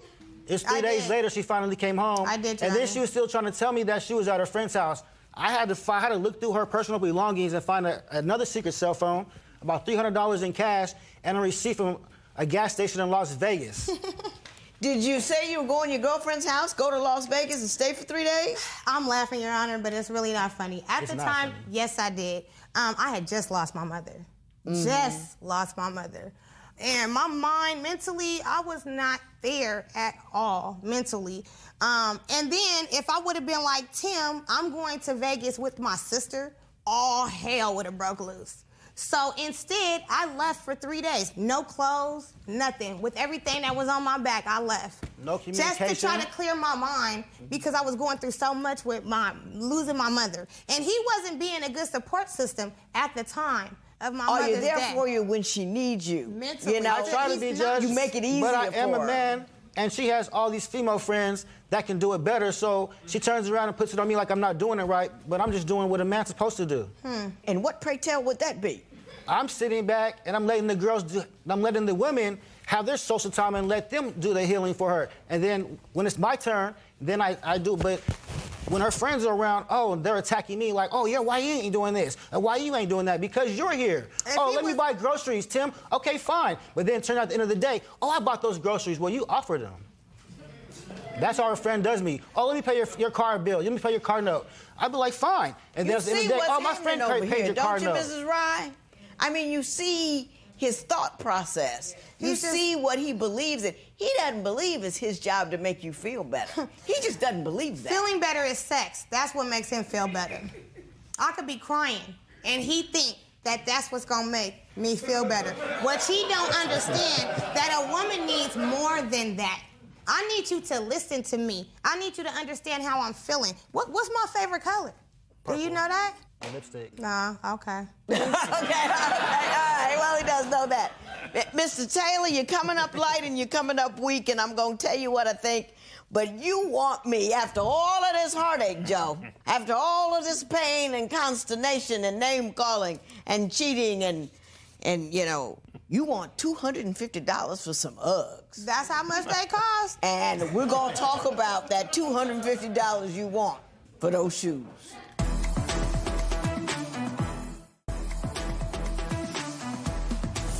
So, Mrs. Rye, why don't you tell me why you want $250 from Mr. Taylor? I had some Ugg boots, and he was drunk and upset with me because I was going at a neighbor's house. Came back, and he done colored on my boots with some red markers. Mr. Taylor, did you do that? Yes, I did, Your Honor. And can you tell me why? She got the story wrong. She's talking about she was with her friend's house. I actually had a tape recorder under the couch because she was being kind of ratchet and acting weird. So I had a tape recorder what was going on in my house when I was going to work. And I heard her talking to her friend, telling her friend that she has a friend. Yeah, I have friends, but I don't sleep with them. But I'm not doing nothing to get pregnant by them. What? That's what she was telling her friend on the tape recorder, Your Honor. Oh. So yeah, I marked on the boots that I bought her for Christmas. With a red marker. With a red marker. They still mine. I want my $250 for her, so I can get some new ones. Do you have any evidence about how much Ugg boots cost? Because I don't know. I never had it. I looked them up online. I go to stores. They about $250. I should take your word for it. Please. I'm gonna give you something worth more than any kind of boots you could ever own. It's a little piece of advice.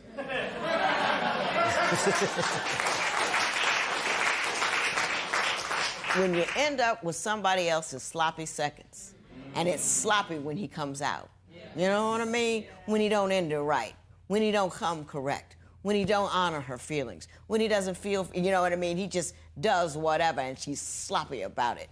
He's gonna be sloppy with you too, because he's a sloppy dude. So you gotta ask yourself, is this slop what I'm willing to settle for? I would say no, but then that's me. Yes, ma'am. Be a better man, Mr. Taylor. I love you, Judge. Work on it. There will be no recovery. The advice was for your recovery. This matter is adjourned.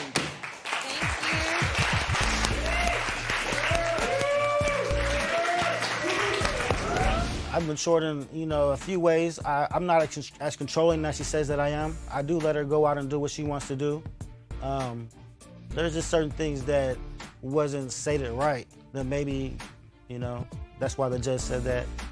The judge said that my marriage wasn't worth keeping and I should move on.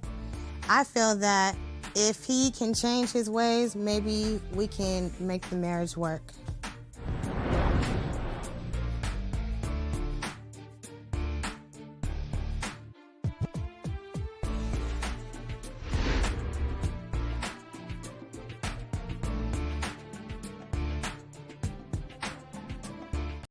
Today on Divorce Court. I was very irritated that she asked me for an open marriage after we had already gotten married. I asked Takayla for an open marriage because she supposedly has cancer, so I'm not trying to be mean, but you can't keep up with me sexually if that's the situation. Every time I open my mouth to tell her something about how I feel, she bites my head off. The communication between me and Takayla sucks. We fight, she screams, she'll leave the house. I just want her to realize that there's what I do matters. If you ain't working, the least you can do is bring me to work when I'm working 14-hour days. Divorce court is now in session. Good day, ladies and gentlemen. I'm here with Takayla Stewart and Tanessa Stewart. The two of you have been together for 5 years, married for 1, but you don't want to be together anymore. You do have a financial matter you would like me to resolve, but before we do, I'm going to start with Tanessa. Why don't you tell me a little bit about your marriage and why it's ended up in divorce court here today? I think we're here today because I feel like our marriage and our relationship has been one lie after another after another. I was told when we got together that she had degrees in accounting. She was a semester away from her bachelor's in applied law, which means she would have an associate's, but she doesn't really do anything with them. There's no paperwork. There's no family that has heard of this ever.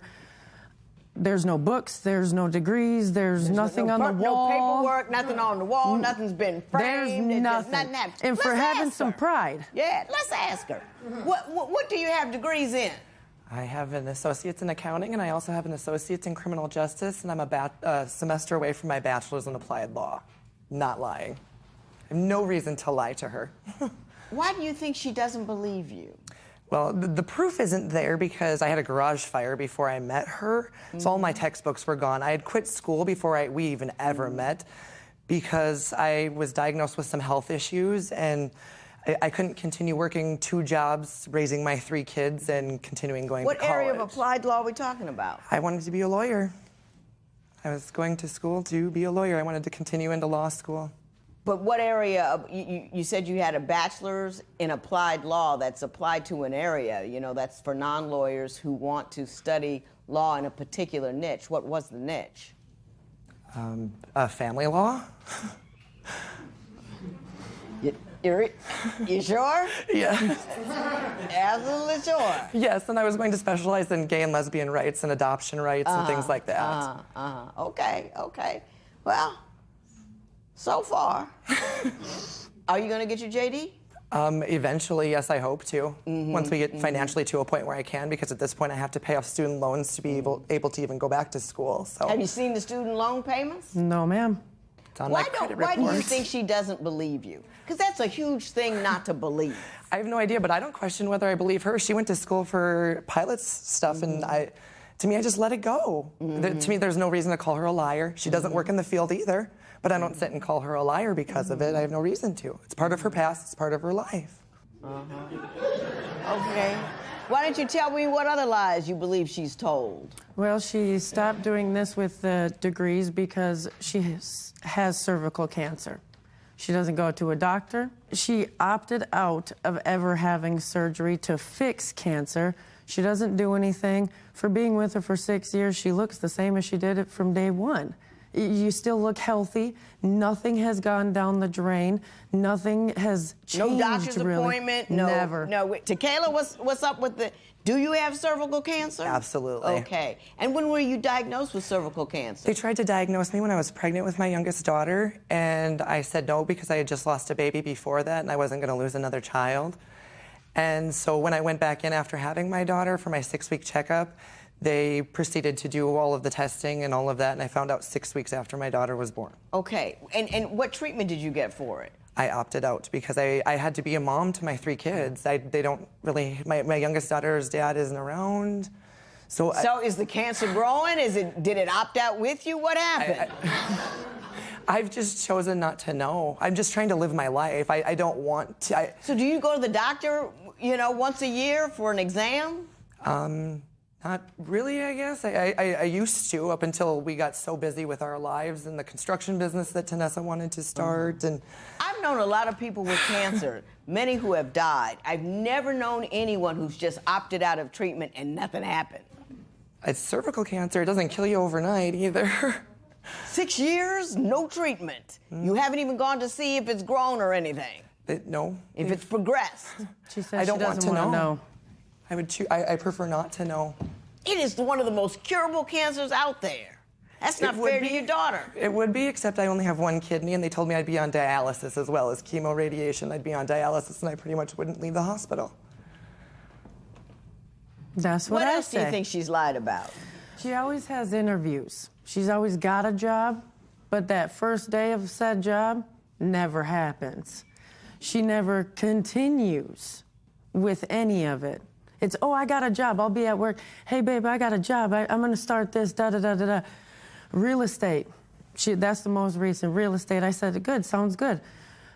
I didn't work one day. She was supposed to call them on a Wednesday. I didn't work that day, and I said, hey, you need to call them. No, I'll do it tomorrow. I'll do it tomorrow. Well, then all of a sudden I go to work, and, oh, I called, and they told me now they're not hiring. Tequila, do you have a number of jobs that never quite end in paychecks? Yes, but that I get recruited from places. The gentleman, it wasn't even real estate, it was insurance, number one. And a man from out of state was doing recruiting for the people in our state, and I had called the gentleman that was supposed to be taking me into his office, and he said he was not looking for anyone in his office, and the gentleman that I spoke with was mistaken. That's one. Does this happen often, or because that can happen to anybody? It happens a lot, actually, especially in the state we live in. It really happens does. a lot. Yes. Okay. Now, I'm not saying she's never worked. Since we've been together, she has worked, but there's like at least in a year, at least 15 times she's going to start a job, but then it never happens. It never really happens. Nope. Something always happens. She doesn't have the shoes for it. She doesn't have the outfits for it. She has to dress a certain way, so then she can't do it. I've gone to jobs just to get them a certain way and explain my situation, and I still get hired. Right, right. Do you see her? Do you see her confusion over there? I sure do. Yeah. Okay. But there's also me. We're gonna get off that for a moment. We're gonna talk a little bit about cheating and drinking. Before we even got married, we had agreed on an open relationship because I want to have a child. Then I got told after we got married that because we got married, I didn't get to have a child because that was a choice I struck down the instant I put a ring on her finger. Is she right about you saying you've given up your right to have children since you married me and we're not going to add another person in the relationship to allow that to happen?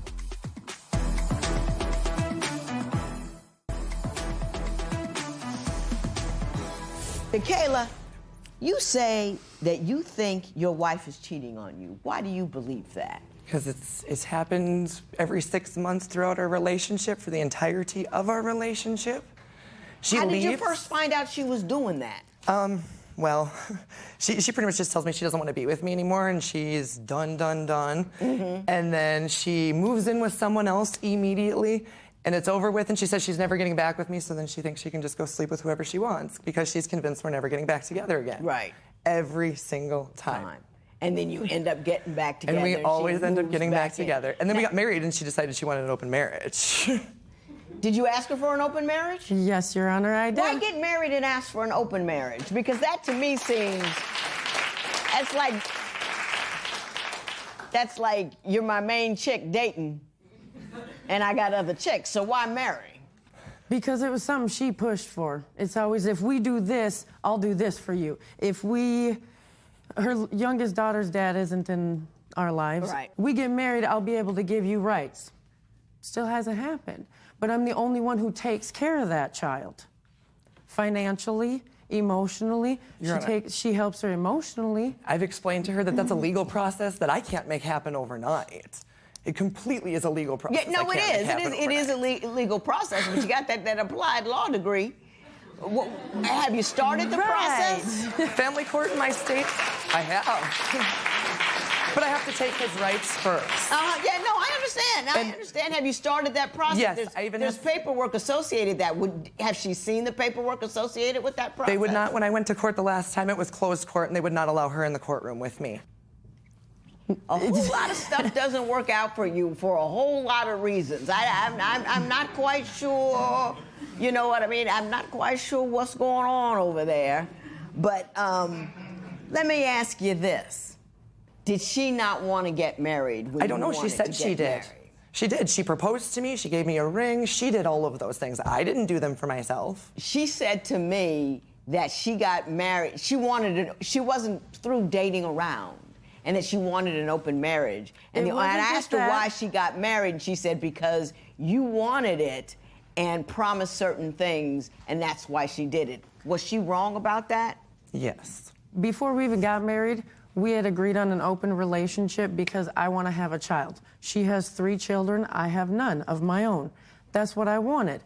Then I got told after we got married that because we got married, I didn't get to have a child because that was a choice I struck down the instant I put a ring on her finger. I had a threesome with her and another Yeah, man. and I do want to talk about that because that's a whole conversation in and of itself. So let's move on to how you were trying to add another party into the relationship. I don't know, to have a baby, or did y'all just having fun?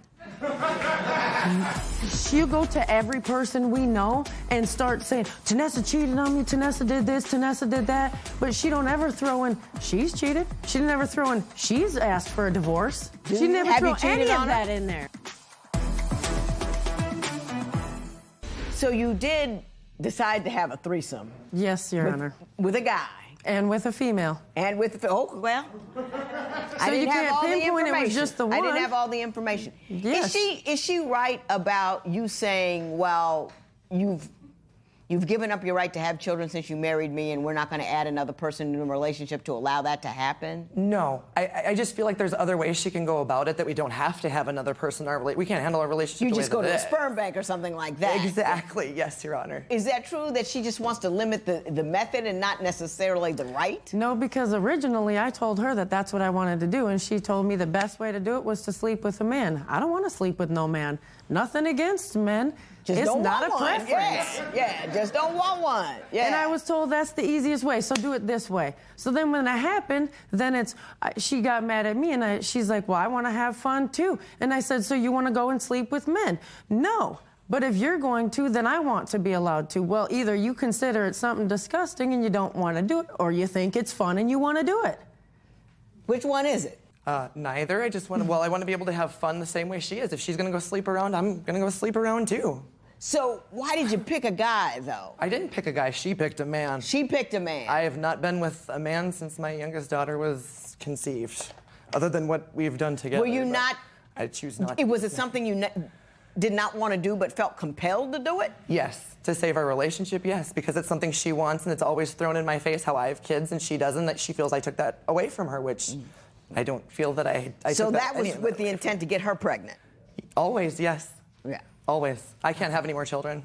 You say that Tanessa has threatened divorce over 30 times. Is that true? Has. Every time we get in an argument, that is her threat to me, is she wants a divorce. Just divorce me then. What's the smallest argument you had that led to her threatening divorce? She told, well, I didn't move out even. She told me that my daughter's father, his new wife, that I had told a lie about her.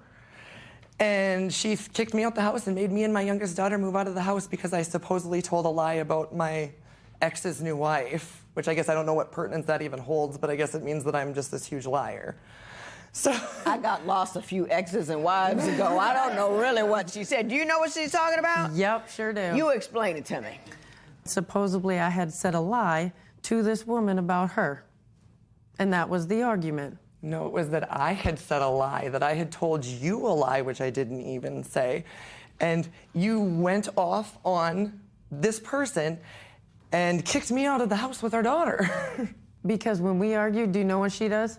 She destroys me. That is her intent. What do you mean destroys you? How does she go She'll about go to every person we know and start saying, Tanessa cheated on me, Tanessa did this, Tanessa did that. But she don't ever throw in, she's cheated. She didn't ever throw in, she's asked for a divorce. She never throw any of that in there. I have not ever cheated on her. Have you ever threatened divorce? I have threatened divorce because I was so fed up that I said, just do it. You've threatened me so many times with it already. I can't handle the back and forth. Either you want me and you want this relationship or you don't, and I'm just going to walk away. Okay. So now as this marriage ends, you want $800 for a damaged laptop, and we're going to talk about that, and then I'm going to have a little bit of wisdom, I hope, for the two of you.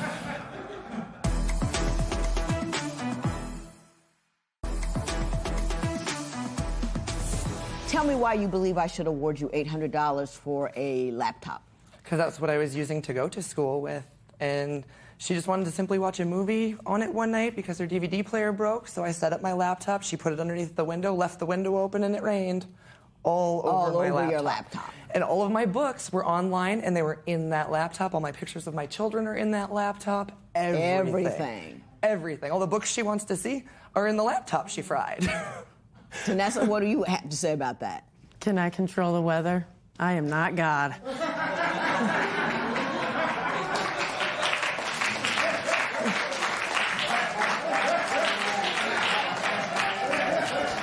That's two. I like you. Yeah, that's two. Listen, I think you're two very nice women. I think you're two very nice women that don't belong together. You don't want to be married. You want to be, you know what I mean? You want to maybe have a steady girl and then enjoy yourself. And you have that absolute right. Absolutely. But don't ever give up the specific something that's important and central to your existence to compromise on something on the other end. It never works out. You're always resentful. You're always angry. I don't know what's happening over here. You're circuitous. It's always around and about. Now, if someone asks me, what about your degree? And mine burned up in a fire, although I have multiple copies. Go online in my little school, pull it up, class of 1981. BA, English, boom. That's what I would do. I don't think you can do that. I find it hard to believe that you have cervical cancer with no symptoms, signs, or problems for 6 years and no treatment. I don't believe that you're so cavalier with your body that you wouldn't treat yourself for something or find ways of treatment because you have children and can't afford to die on them, if you can possibly avoid it. So a lot of stuff you're saying, I'm finding hard to believe. Can't catch you in it, but it looks suspect over here. I get that, but I'm happy that you guys are going to party. And everybody, do what makes you happy. Marriage isn't for everybody. And if you're marrying somebody who doesn't really want to be married, getting married to them doesn't make them marriage material. Do you know what I'm saying? $800, you two, wife and wife. Right? Yep. Whatever happens to wife and wife, whatever dumb stuff you do while you're married and some damage occurs, that's what happens. It's called marriage, and you don't get paid in return. There will be no recovery in this matter. It is so ordered.